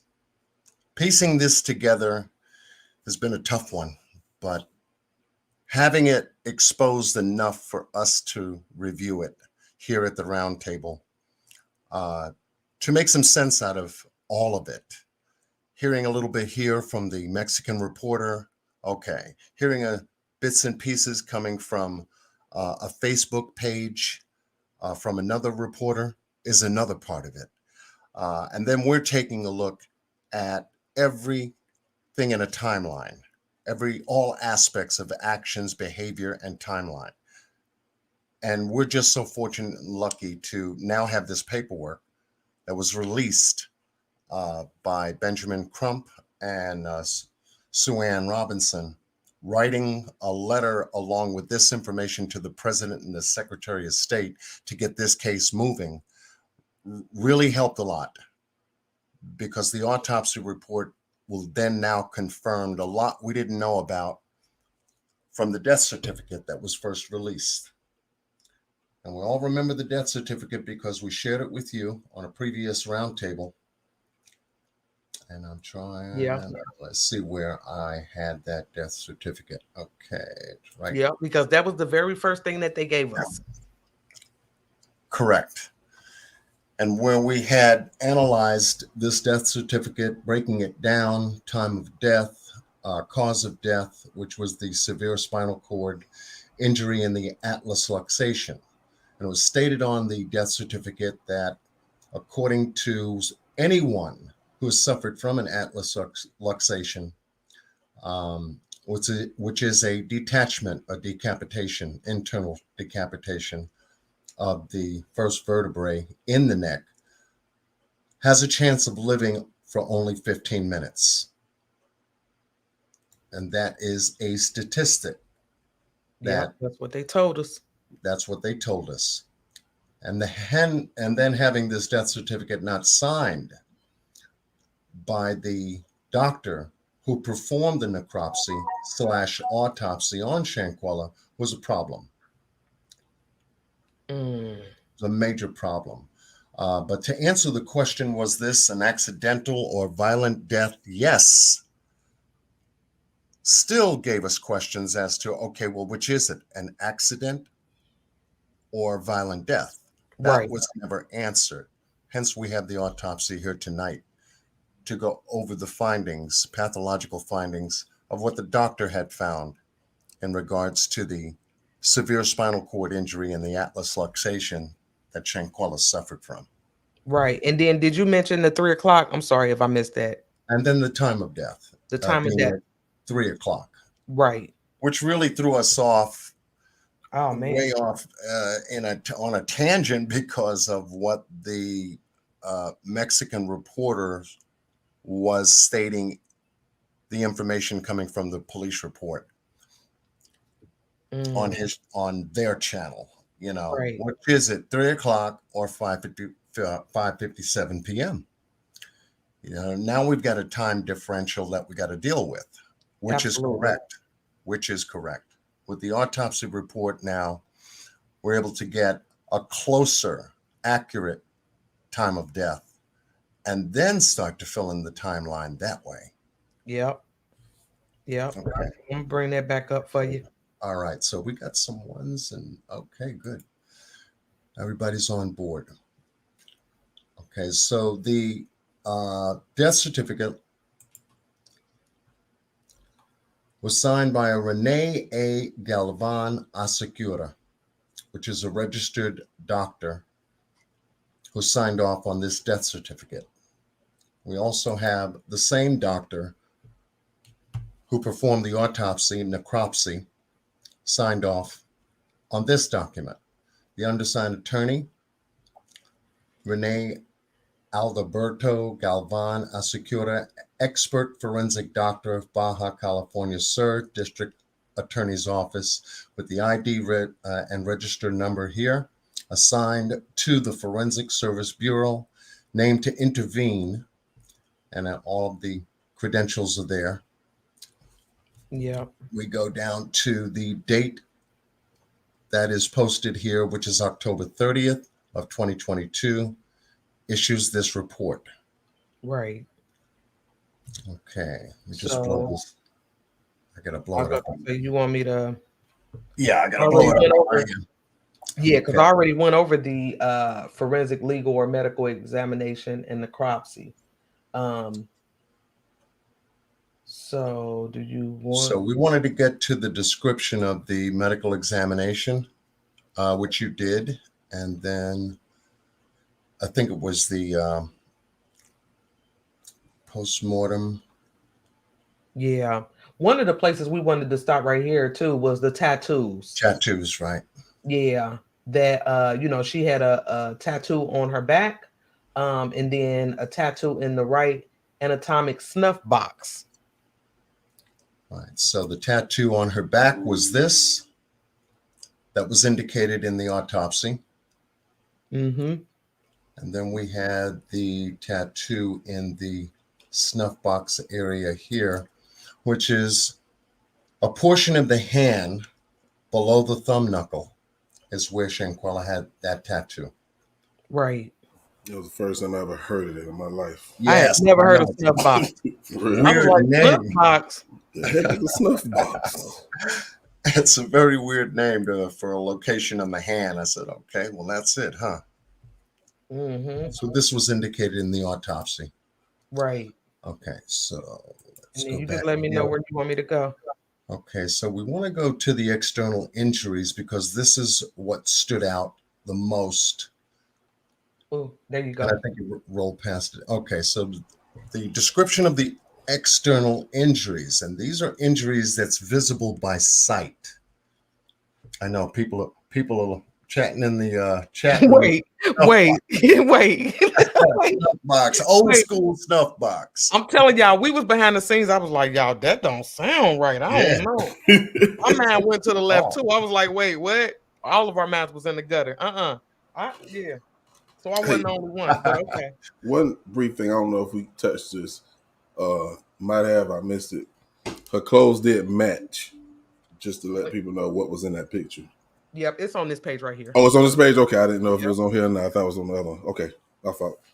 And so you want to show, I mean, because we can just gloss over that real quick just to show them that in the report, it did say that the clothing was a tank top black, jockey brand, size large, purple shorts without size, Love University brand, no underwear, and without shoes. And if we go back to the picture of her laying in the villa. 1 second. John faster than me. All right. Yeah, I got it. That's what she's wearing. That's what she's wearing. A black top and purple shorts. I mean, we can call it lavender or, purple. But so to me, for everybody who was, kind of like, nah, that ain't her. That's her. That's, in my opinion, this is her. Okay, so yeah, we good with that. So John, you can go on back with this, with the external. All right. Okay, so getting back to the description of the external injuries, we have a direct contusion in the frontal region in the median part of an 8 by 4 centimeters with hematoma. And I said, okay, we've got hematoma here? Right. Which is an indication here of the right brain and left sides of the brain. This is a bird's eye view of the top of the head that you see here in front of you. And so you see the word front way at the top at 12 o'clock, left at the 3 o'clock position, back at the 6 o'clock position, and then the right at the 9 o'clock position. And this is an example of what a subdural hematoma looks like. You see the red fleshy area to the right side. The autopsy indicates that this redness was in the front area, right, region of her skull. That's right. Just to give you a visual as to what they're talking about when they are talking about a hematoma. We've got swelling of great magnitude in this area. And y'all remember the fight video? She took a lot of headshots. So, I mean, it wasn't hard to believe this. Right. Direct contusion in the left iliac crest with hematoma 7 by 3 centimeters. And the injury happened more than 12 hours before death. Keep that number in mind. Yes. As we proceed, because now we've got time to work with here. That's right. Okay, somebody Yeah. Somebody wanted to see the snuff box again? Okay. There it is. That's a snuff box, anatomical snuff box. Okay, getting back to the autopsy. Okay, so we have a contusion on the right, in the right iliac crest of the, with a hematoma, 4 by 8 centimeters. The injury happened more than 12 hours before. So here we're taking a look at two injuries. Right. To be simultaneous in time and taking a look at where this injury is. Yep. I believe you had. Yeah, I put it over there on the side. This is here. the iliac crest. Correct. It's near your pelvic on both sides. Now, to know that there was hematoma on both sides, to me, now I can go with when we think about the fight, that slam onto the floor. Now I could see that slam causing this type of injury. I can believe that. Mm-hmm. Whereas upon first view, when I had looked at it, it looked more of a slam on the tailbone, which could cause a fracturing of the spine in the lower case of the spinal area. But she fell more to the front than the back. Right. And this is what caused the frontal injury in the pelvic area here. Mm-hmm.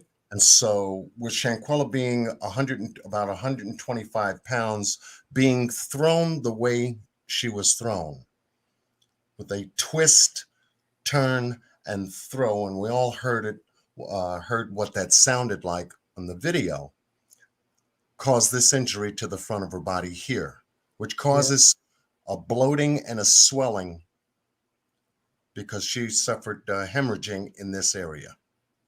And understand, this is the front. So if we go back to that picture where she's laying on the floor, that's why she looked bloated down there. That's where her injuries are. And I'm gonna show y'all something else. Let's look at this, because this came from the actual autopsy. Oh, I'm sorry, John. No, go ahead. This is what they had in the autopsy. You see where those red arrows are? That's where the bruising was. This is the how they're describing the iliac crest in her pelvic area. That's why she looked bloated. That's why right here, when people was like, oh no, she looked bigger, her stomach looked fatter, and yeah, this is where her injuries are. Understand that. And swelling took place in that region and started spreading throughout the legs and into the mid portion of her body. Absolutely, Larissa. At that time. So now we're taking into time consideration injuries that occurred early in the morning now.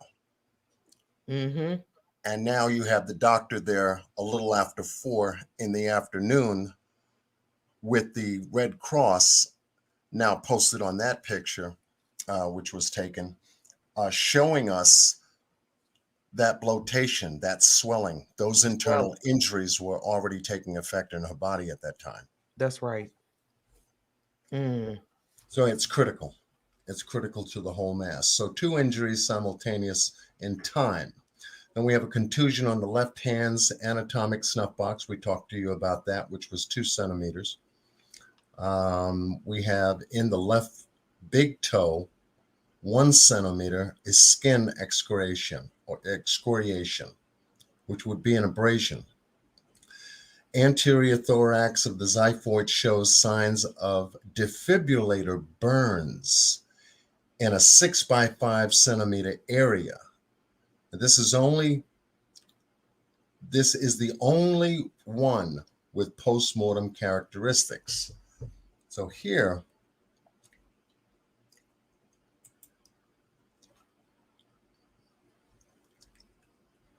is the xiphoid area in the rib cage. So how many times in the report did we find out the number of times they defibrillated Shanquella? It was 6 rounds of AED shocks, which is the defibrillator shock. So it was 6. Okay. And it left burn marks. Oh, man. Yes. Yes, which was also indicated in the autopsy. So, to visualize what was going on there and the suffering that Shanquella, was experiencing from the atlas luxation and then the defibrillation portion of the CPR, all of this body compression, if you will, happening to this poor girl all in a short space of time. Each one possibly being a contributing factor toward accelerating her death. Right. It's incredible. Right eyeball has a sclerotic internal hemorrhaging zone of 0.5 centimeter. And this is what that looks like. I hope that ain't scared y'all, because that scared the hell out of me. This was hard to do. It was to follow this autopsy and start to do some research as to what are they telling us.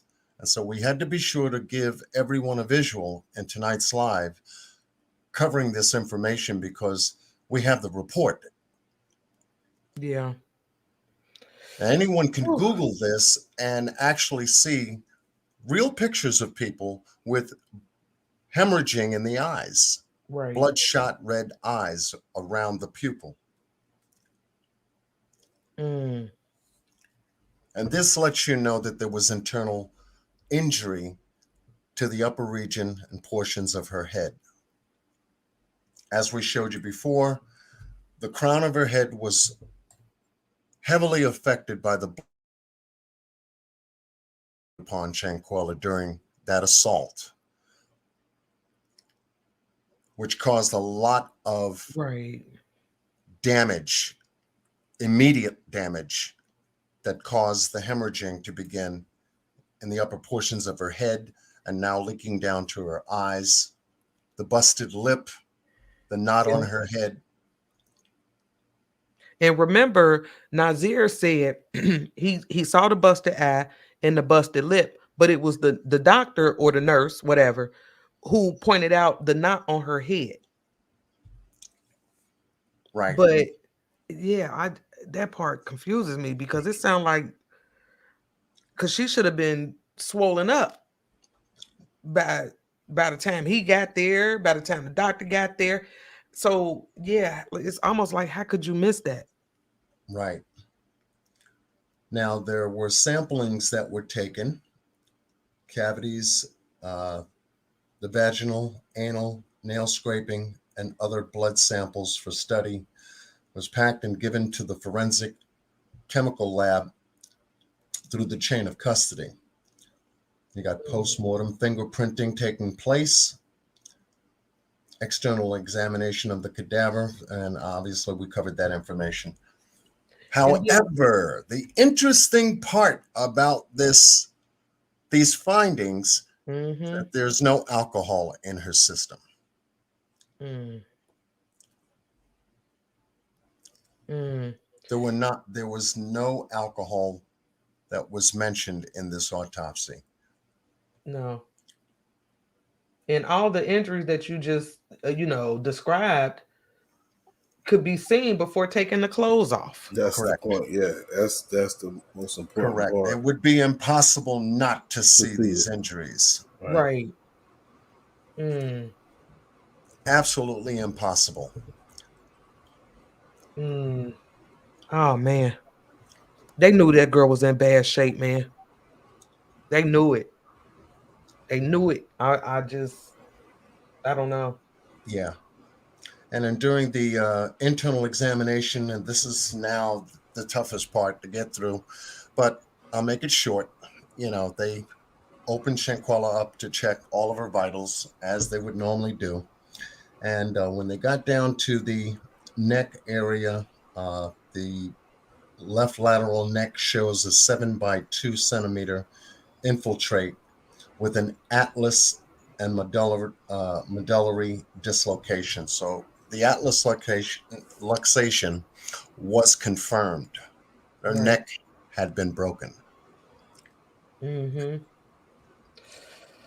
were looking for the back injury, and there was no indication of a back injury or broken back. Nope. It wasn't. So I just and so I couldn't understand, like, well, where did they get that from? Because nowhere in here did I see anything about a cracked spine. Right. Did we overlook it? I mean, but I didn't see it. I didn't see anything in here about a cracked spine. We saw that information about the pelvic area and the neck. I mean, so what was you about to say, boss?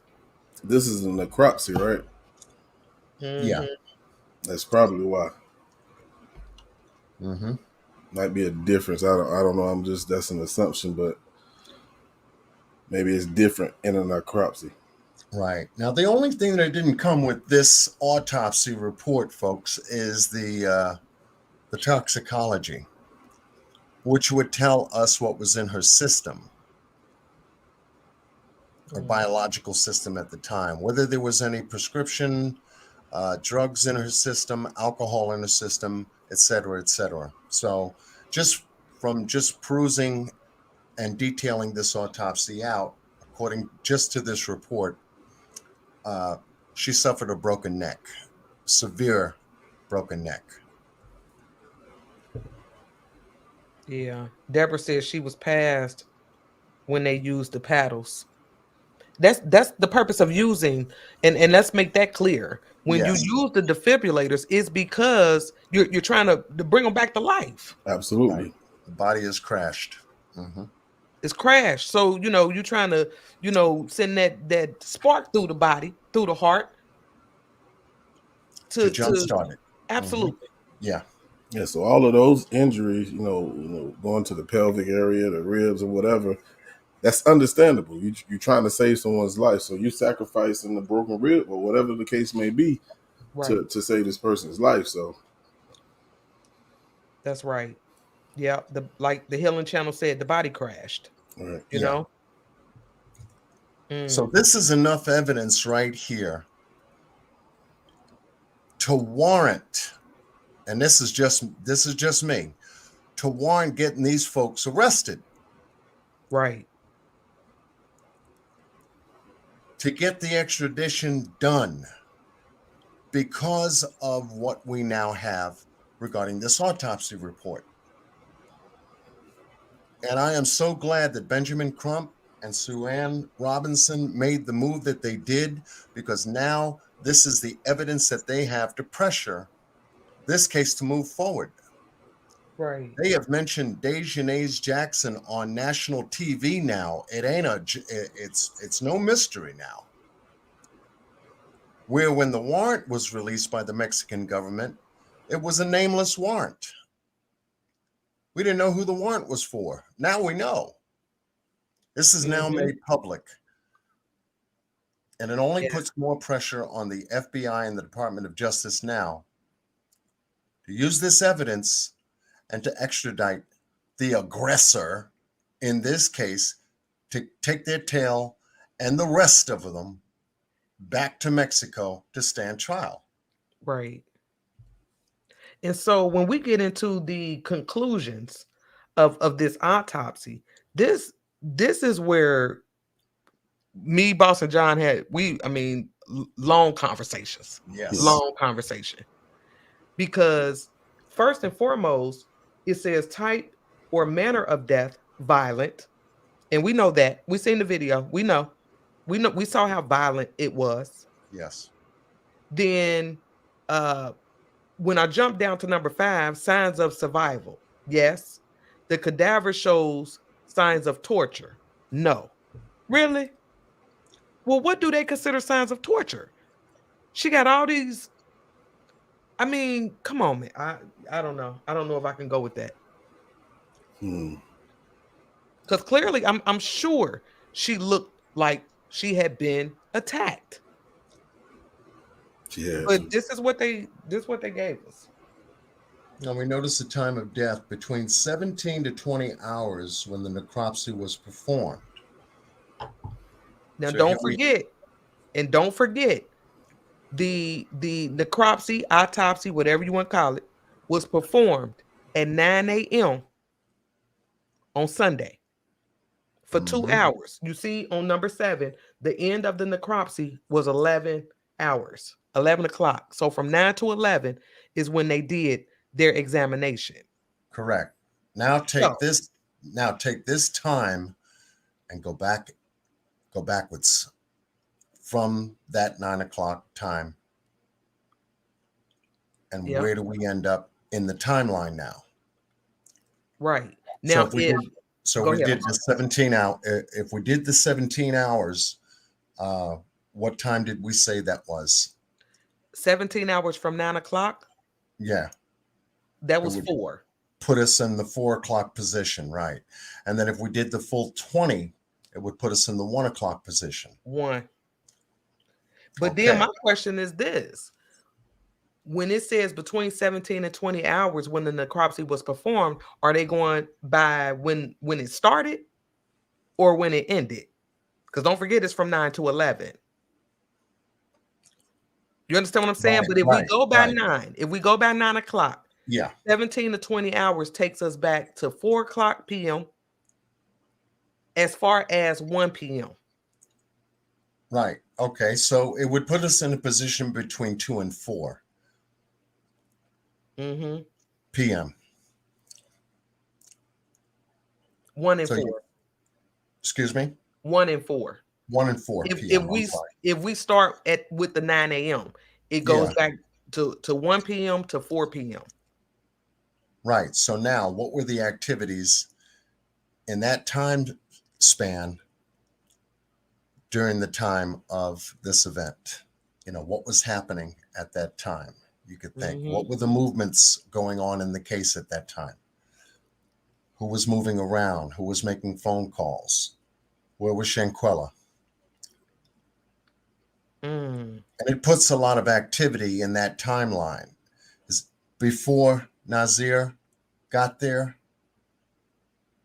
because he showed up at around the 1 o'clock, the 1:30 timeline, 1:26. I'll say 2:30. 2:30. Okay. And then you had the doctor coming an hour or 45 minutes after he arrived. Yep. Okay. 3:15. Yeah. Okay. So how was it determined that her time of death was 3 o'clock versus the 5:57 p.m. time of death call? You see, right? There's a lot of activity happening within this time, the body and shape of this timeline. We came to, and this was a hard one, but then again, a clear one to see. We came to the conclusion that at around 4:20 to 4:25, it was at that time Shanquella had passed. Yep, she did. And they spent all that time, according to them, they spent the remainder of the time trying to revive her. Correct. So she did pass at about 4. That was a critical time right there. I mean, that's what makes sense to me. Yeah. Yep.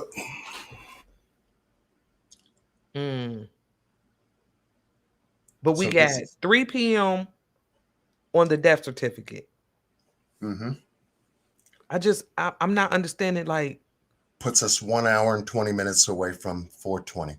Yeah. Okay.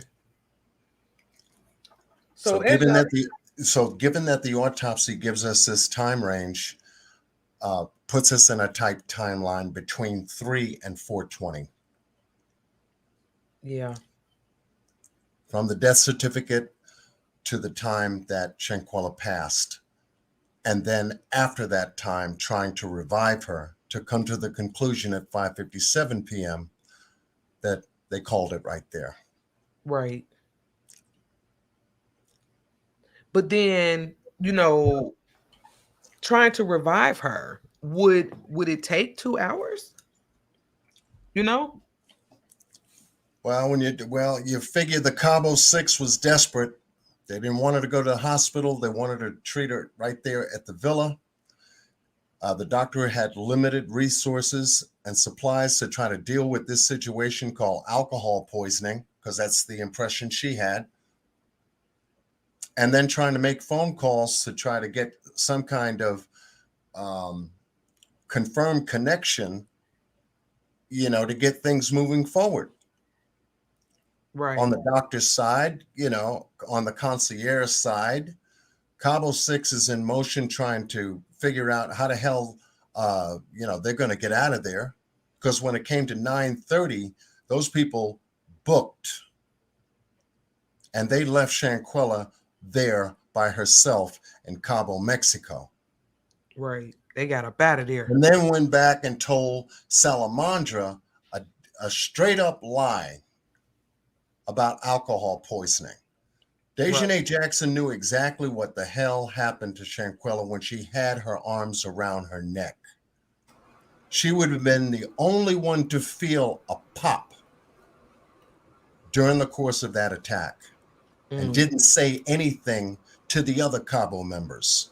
But then again, too, John, and I've been saying this for a minute. So. I believe that there's more to the video. Yeah. Yes, I do too.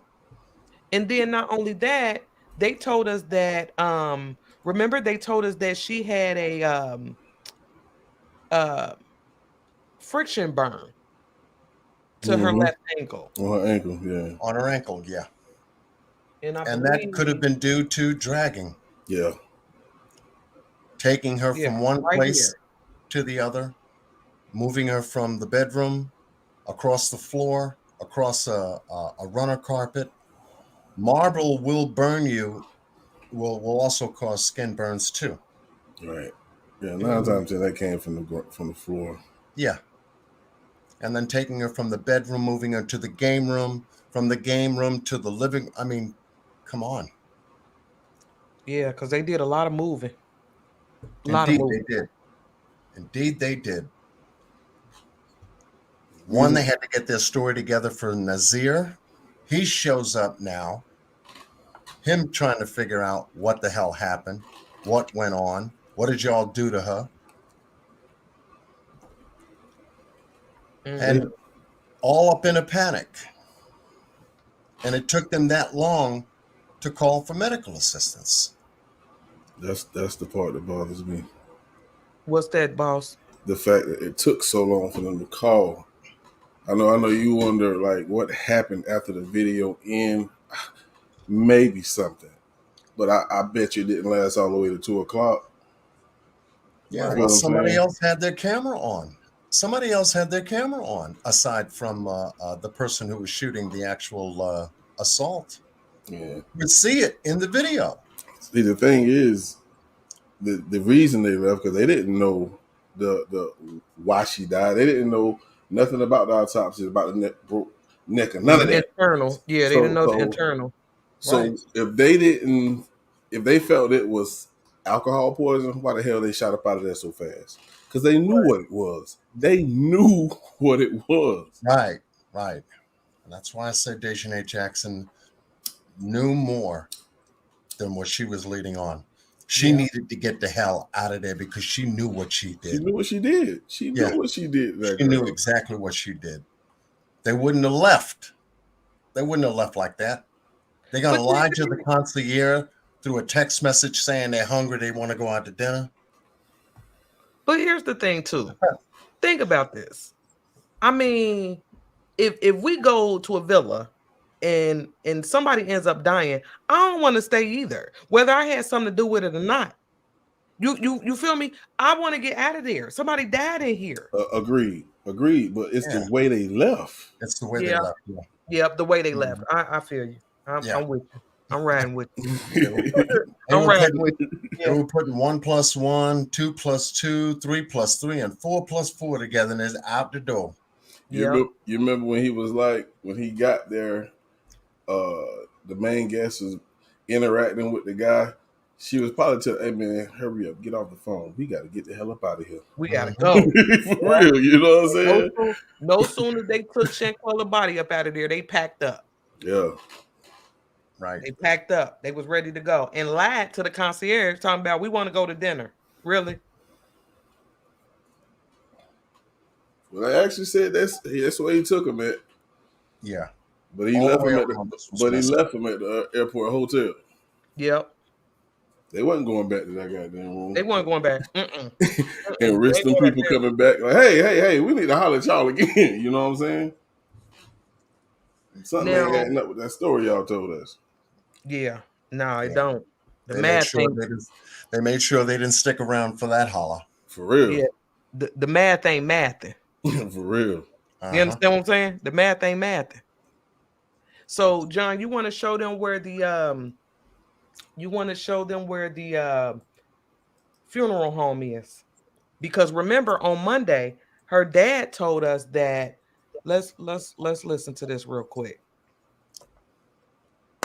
Let's listen to him for just one second. This is her father. This is what he told us.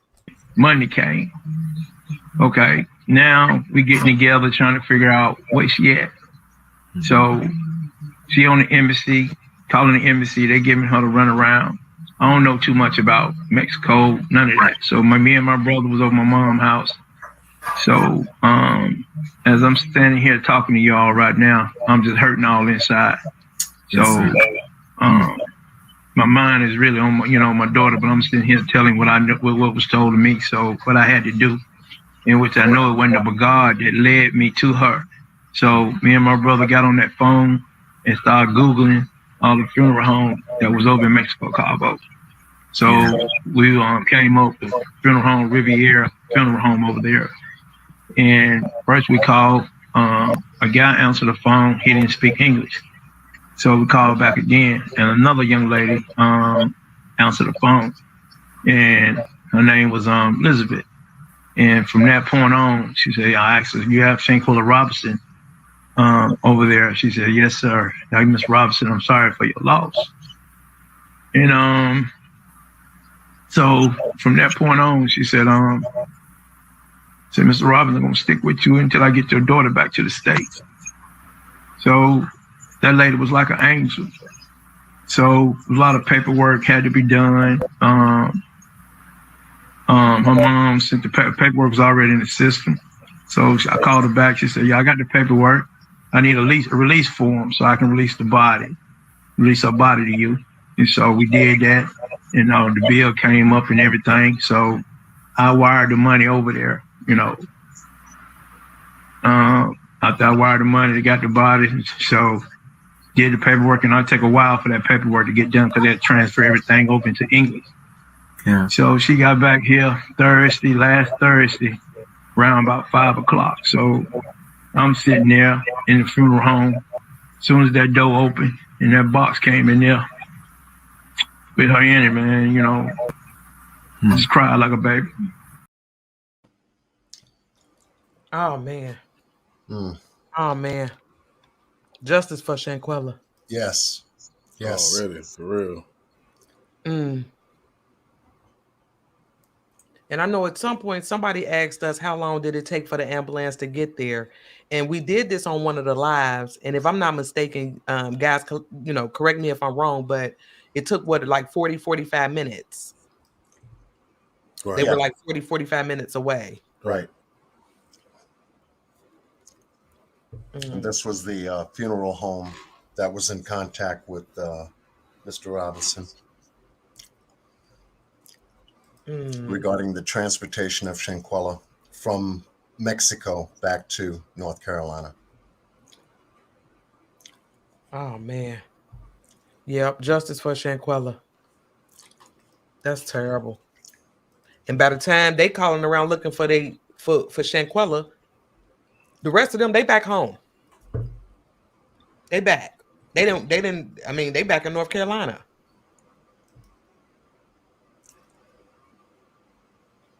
So no cuts on her body. We didn't see anything in this report, Lena. We didn't see anything about any cuts.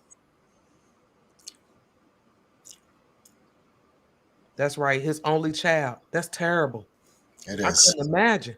I could not imagine. So y'all got to understand the passion and the fight that her parents have in them. Mm-hmm.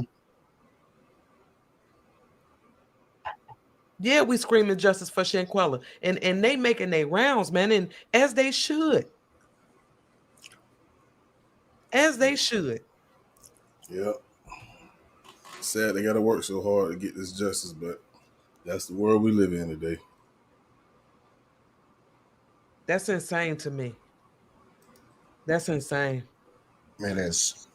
But it's good to know that just 4 days ago, there was a letter sent to the President of the United States and the Secretary of State at the State Department to make it loud and clear that now they know about this case and they need to jump on it and get the right people, the right authorities to expedite the extradition of Dejanay Jackson and the rest of the Cabo group. Yeah, you got to round them up. Yeah. Got to. They got to. Yeah. There's still so many unanswered questions, and I'm hoping, even if they don't tell us, I'm hoping the family at least get the answers. Absolutely. But at the end of the day, they ain't got to tell us nothing. Yep. Facts. Absolutely. But they owe that. They owe that to her family, man. They owe that. They owe that to her. So hopefully between now and maybe within the next week, possibly 2. We'll see what the State Department and the Department of Justice does based upon this outcry now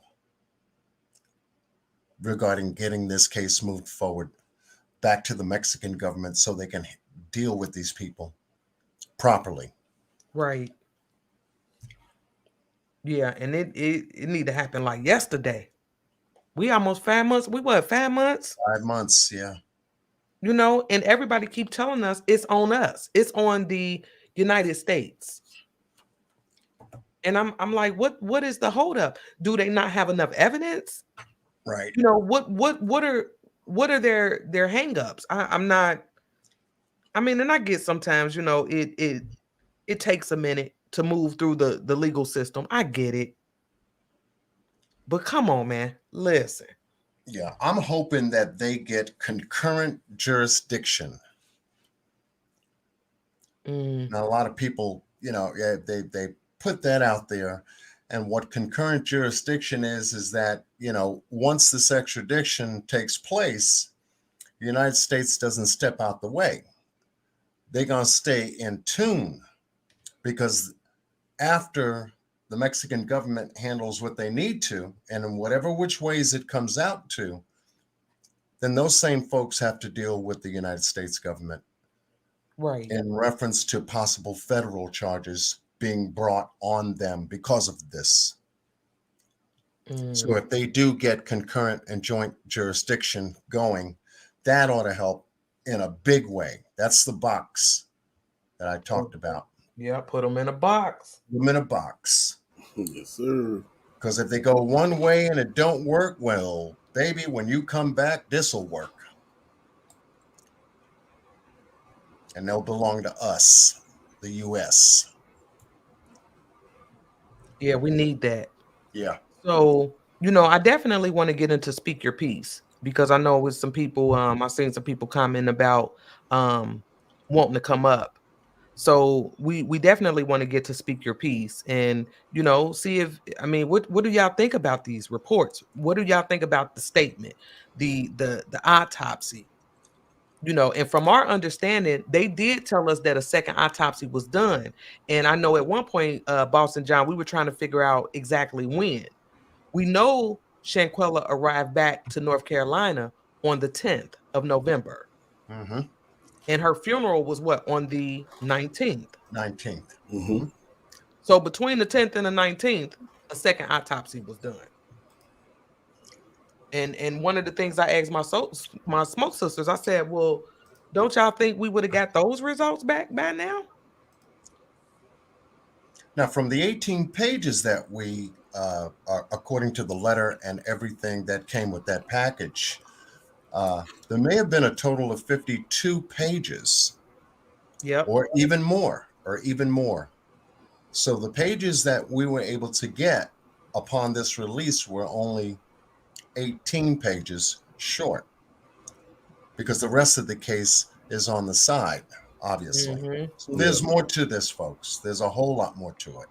Yeah, they ain't give us everything. Yeah. But I'm grateful for what we got. Yes. Mm-hmm. Yes. But we ain't got everything.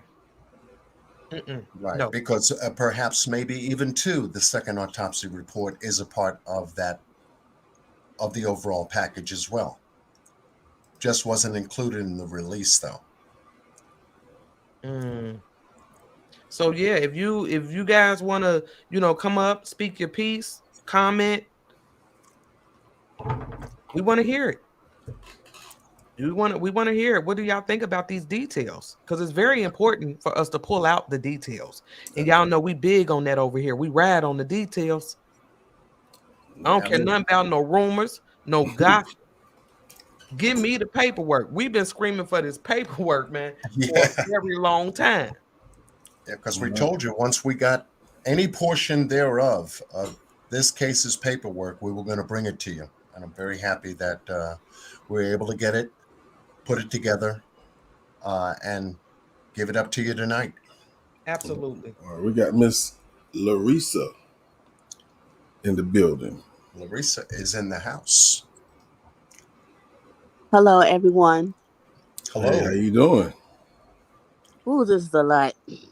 I know. Yes, it I is. know. It is. But I'm so thrilled that we got more information Right. Right. to help connect the puzzle. There's still pieces missing because That's right. I'm curious to know the housekeeper. What was Hmm. her intake? We want to know about the housekeeper too, I mean, because they I didn't need her to mention. come forward, Yeah, for and sure. I need everybody to be locked up. This has been going on extremely too long, I agree. It is. I I agree agree. with you. and I don't think the concierge will lie on his report, but I do need him to make sense. Who was the gentleman that he was describing? Absolutely. Absolutely. Mm-hmm. Because I thought it was not there. Like, okay. But now I was like, okay, maybe it's not there. Who is this seven person? Because all Right. along we would think it's six. Mm-hmm. Now it's Mm-hmm. a seven person. And he got to clean that up. Yep. Yeah. That's the part I need him to clean. As far as everything else, I do believe him. But I I do love too. how he described Dejanay. I Yeah, that was couldn't get funny. over that. I couldn't get over the thick voice. I was like, a thick voice, sturdy I, built. She was built like a linebacker. That's what he wanted I to say. said, is he describing a female or a dude? That's weird to me. That is And so also, and also too, what needs to be cleared up is once again, you're right, the housekeeper, her timeline, her time in the timeline, this 12 o'clock timeline of her coming to the villa, during the course of this event, and mm-hmm. finding Shanquella in the bedroom or the bathroom or one of the rooms, and I want that cleared up. It was Yeah, brought to our attention, but yet never spoken of again. What happened to her during the course of this event? Where's her statement, if it's a part of the package, and how does it verify and validate her time of arrival? exactly. You know, I so mean, And yeah, was we're she still we're dressed? still after those answers. Yeah, Right. Was she dressed when you found her? I mean, like, correct. what was it? Mm-hmm. Right. And one of the reasons why I went with, and I'm thinking like, okay, well, maybe a maid was there because we knew that they had maid service every day. Mm-hmm. Right. So, but nowhere did this concierge. I would have at least expected for the concierge to be able to tell us, like, yeah, one of the maids found her. Right. And he so said nothing. so where did Zuniga get this information from? Right. You would think. Do you think she would actually tell him this, and this not be in the police report or as a statement? It don't make sense. Right. Exactly. Mm-hmm. Because it seemed like the Exactly. concierge was the one knowing what was going on, coming and going. What was Right. coming and Yeah, going with through the that villa. employees. Right. With the employees, he knew that the chefs were there preparing the dinner for the night on the 28th. Mm-hmm. So he knew the itinerary for the group coming in. Yep. He Right. explains that in his statement. And You then know. understand this. Understand this. Let me make a key point real quick. Mm-hmm. In his statement, he said that on Sunday, the maid called him saying, "Hey, look, they ain't here. Did you know they was leaving?" So you got a maid that'll call talking about they ain't here, but you ain't got a maid gonna call him like, "Yeah, we got a dead body in here." Exactly. Right. Exactly. Exactly. That That's makes no that's sense. that is weird to me. That's weird. It I is. It need don't. the United States to get their tail on board. From my understanding, Mexican did their part. Mm-hmm. What's the Mm, hold up here? Right. And it's a matter of, and I'll go back to what Sue Ann Robinson said, it's a matter of priority. And perhaps this case hasn't moved because it wasn't prioritized correctly. If you could picture 25 files on the top of your desk and Shanquella's files somewhere at the bottom because of it wasn't prioritized properly. And the letter sent to the president and the Secretary of State, the State Department, says pull that file from the bottom and put it on the top and get moving on this. You guys got the paperwork according to the Mexican officials. Mm-hmm. It came out of Daniel De La Rosa Anaya's mouth on several interviews that he did. One was the original press conference that we showed you guys, that he did when he was questioned by the reporter. And another was on the Mexican reporter's channel. He told him the same thing. Yeah.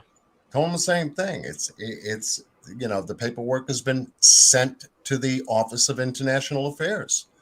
So now it's up to them. It is what it is, said. So the maid story is on the police report or Nazir. Nazir said that he didn't, because he again, he's claiming he wasn't there. All he know is what they told him over the phone. And when he got there, they're giving him the information. And he said that he was told that a maid found her in the bathroom. Correct. Right. So he wasn't there to witness that, but he said that that's what Dejanay and them told him. And it seemed like we know who was leading the pack, leaving that place Exactly. too. Exactly. Because that maid wasn't in that police report.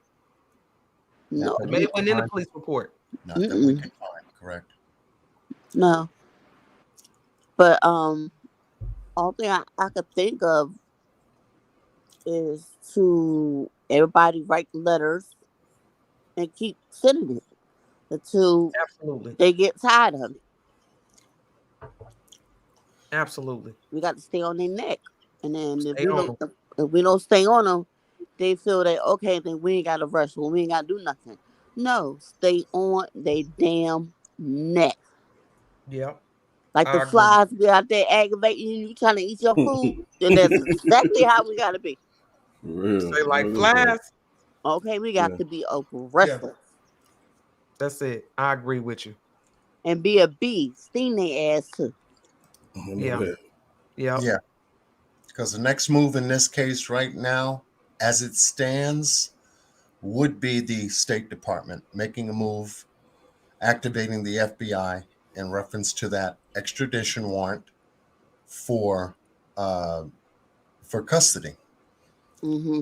Because that's going to blow up big on the news when we see somebody being led out by 6 FBI agents over to a black SUV with tinted windows, and it's a female, and we all know who that is.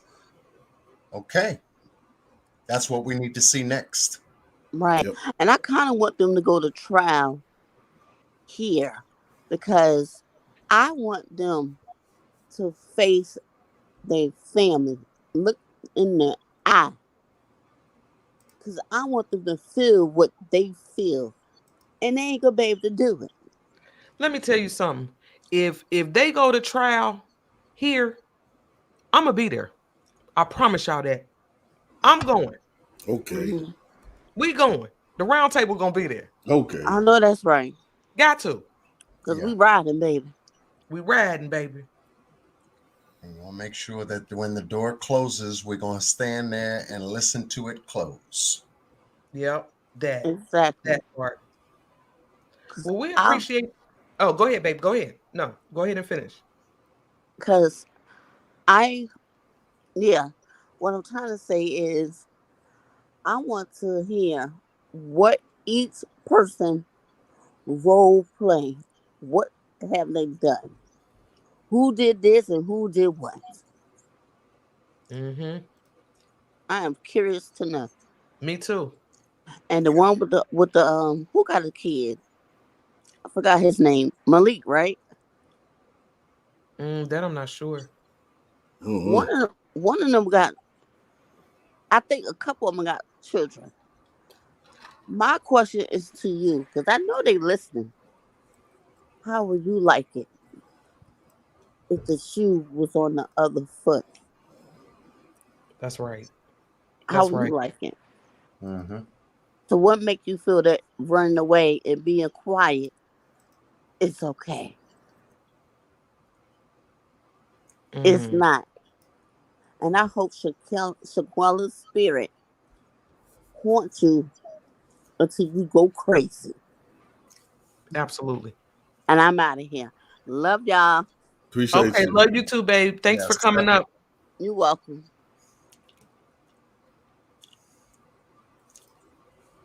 So yeah, I mean, we in it for the long haul, and we had a whole nother live plan for tonight. But when we got that paperwork, For real. oh man, we was back here, it yeah, we spent hours upon hours. And we had to change the course because we was like, no, we need to address this. Yeah. There's details in this paperwork that is just not right. It don't make sense.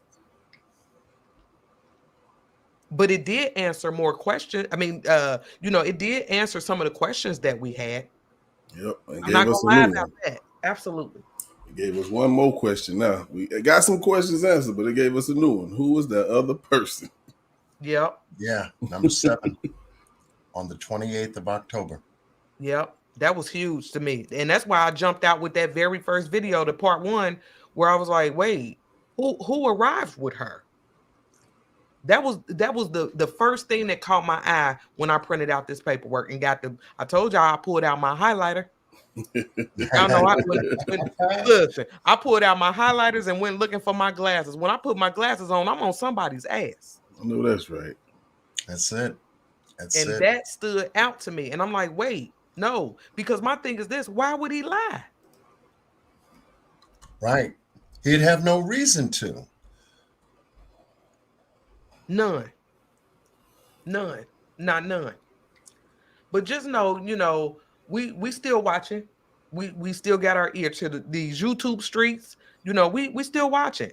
And to Shanquella family, we riding with y'all. Yes. No doubt. Yes. The wheels fall off. Till the wheels fall off, baby. We saw what they did to her. And somebody if not all, need to be held accountable. Yes, Simple as that. Simple as that. So look like, I mean, do we have anybody else want to come up on Speak Your Piece? Because if not, we ain't gonna hold y'all too much longer. We just wanted to make sure y'all got these details. Because I know I got other there's other content creators in here and things like that. And whatever we put out there, whatever we show, use it. We in this together. That's right. Yeah. Yeah. This is a sharing moment.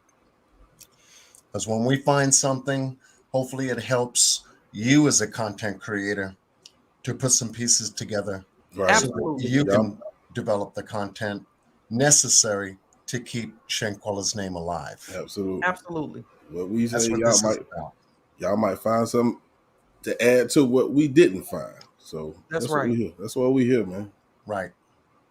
It's the RoundTable, baby. The safe zone. #safe zone. Believe it. All are welcome. And like I said, tonight we had to ride for Shanquella because we had to put these details out there. And we're not done. Like I said, we're still waiting. Yes. We're still watching. If we get a new development within a couple of hours, we're going to be on it. Absolutely. If it happens tomorrow, we're going to be on it. Anything new. Yep. So, we ain't gonna hold y'all too much longer. And like I said, much love to the ones that send us information, because our emails was blowing up. Yes, Lord. Blowing up. And what was crazy is, I got to tell them this real quick. we was backstage like for hours going over the Kanika case. Yep. And I was so tired, y'all, because I had to go to work in the morning. So, I was so tired. But when I got into bed, I was like, okay, well, let me check my emails before I lay down, And then I seen the report, like, wait, we got reports. I called John and them so fast.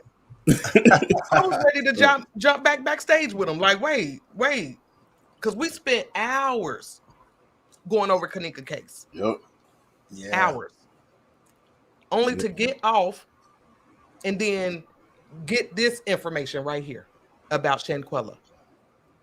Yep. And understand this. We ain't forgot about Kanika. Nope. We still riding. The round table's still here for her.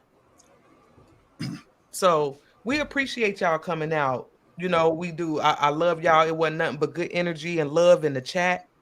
And I appreciate that. Because like I said, this is a safe zone. You know, we ain't got to agree on everything. But one of the things that I will say, we can't overlook details to make other shit fit. Yep. We can't do that. That ain't how it works. So we got to look at all the details. And the more paperwork we get, the more details we get. Right. So again, we thank y'all for coming out, riding with us. Y'all was riding with us tonight, man. And like I said, yeah, y'all kept the chat tight. The energy was good. I love y'all for that. I do. And so we gonna get on up out of here. Boss John, y'all got anything to say before we much love to everyone. Much love to everyone. Don't forget to hit the like button for tonight's special live on the Shanquella case. We're not done, folks. We're just getting started. Salute. Yeah. We riding, baby. Body to beat global.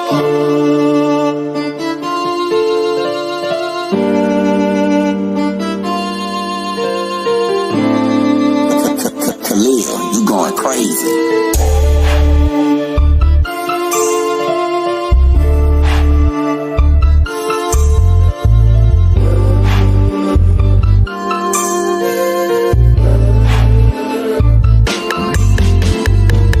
Talk to you niggas a minute. I gotta get nigga to business. A lot of you niggas, you softer than bitches. And too many bitches beginning to switch. I'm sick of this shit. We bigger than who the fuck taking the trip, then killing they friends. Y'all niggas some cowards, you can't be a man. If they could start over, they do it again. Damn.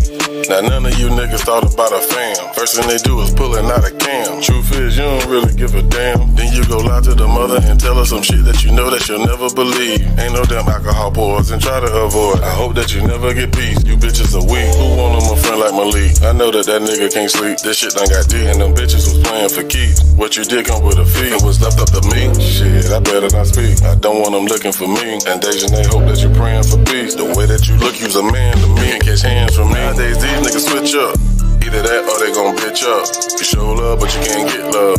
Most of these niggas ain't shit, bro. Big facts, I ain't lying about shit, bro. See the fake and the real don't mix, bro. If you real, go ahead, nigga, get them up. Fake ass nigga, sit down, you ain't did enough. We screaming out, Quella.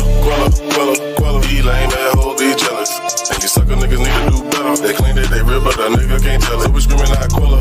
Let's go. Quella. Turn up one time. Quella. Nigga don't need love. Quella.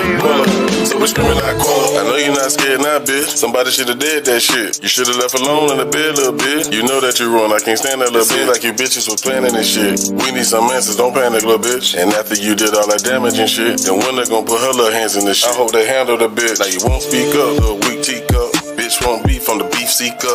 Bitch, you can hide, but they gon' reach ya. Niggas don't listen, but I'm gon' teach ya. This is the same as they did Nika. We gon' let the bitch burn, gon' get the ether. Cook her like dope, put her in the beaker. If the feds can't get you, then the goons gon' reach you. Quella ain't deserve this shit. Nope, we done got the word a little bit. Everybody heard this shit. Ain't nobody fucking with you, we gon' curve this bitch. This ain't no accident, bitch, this is murder. Trash your little bitch, yeah, we coming to serve. You come from a circus, looking so nerve. Now tell me, was it really? Nowadays, these niggas switch up. Either that or they gon' bitch up. You show love, but you can't get love. Most of these niggas ain't shit, bro. Big facts, I ain't lying about shit, bro. See the fake and the real don't mix, bro. If you real, go ahead, nigga, get them up. Fake ass nigga, sit down, you ain't did enough. We screaming out, Quella. He lame, that hoe be jealous. And you sucker niggas need to do better. They claim that they real, but that nigga can't tell it. We screaming out, Quella. Let's go. Quella. Turn up one time. Quella.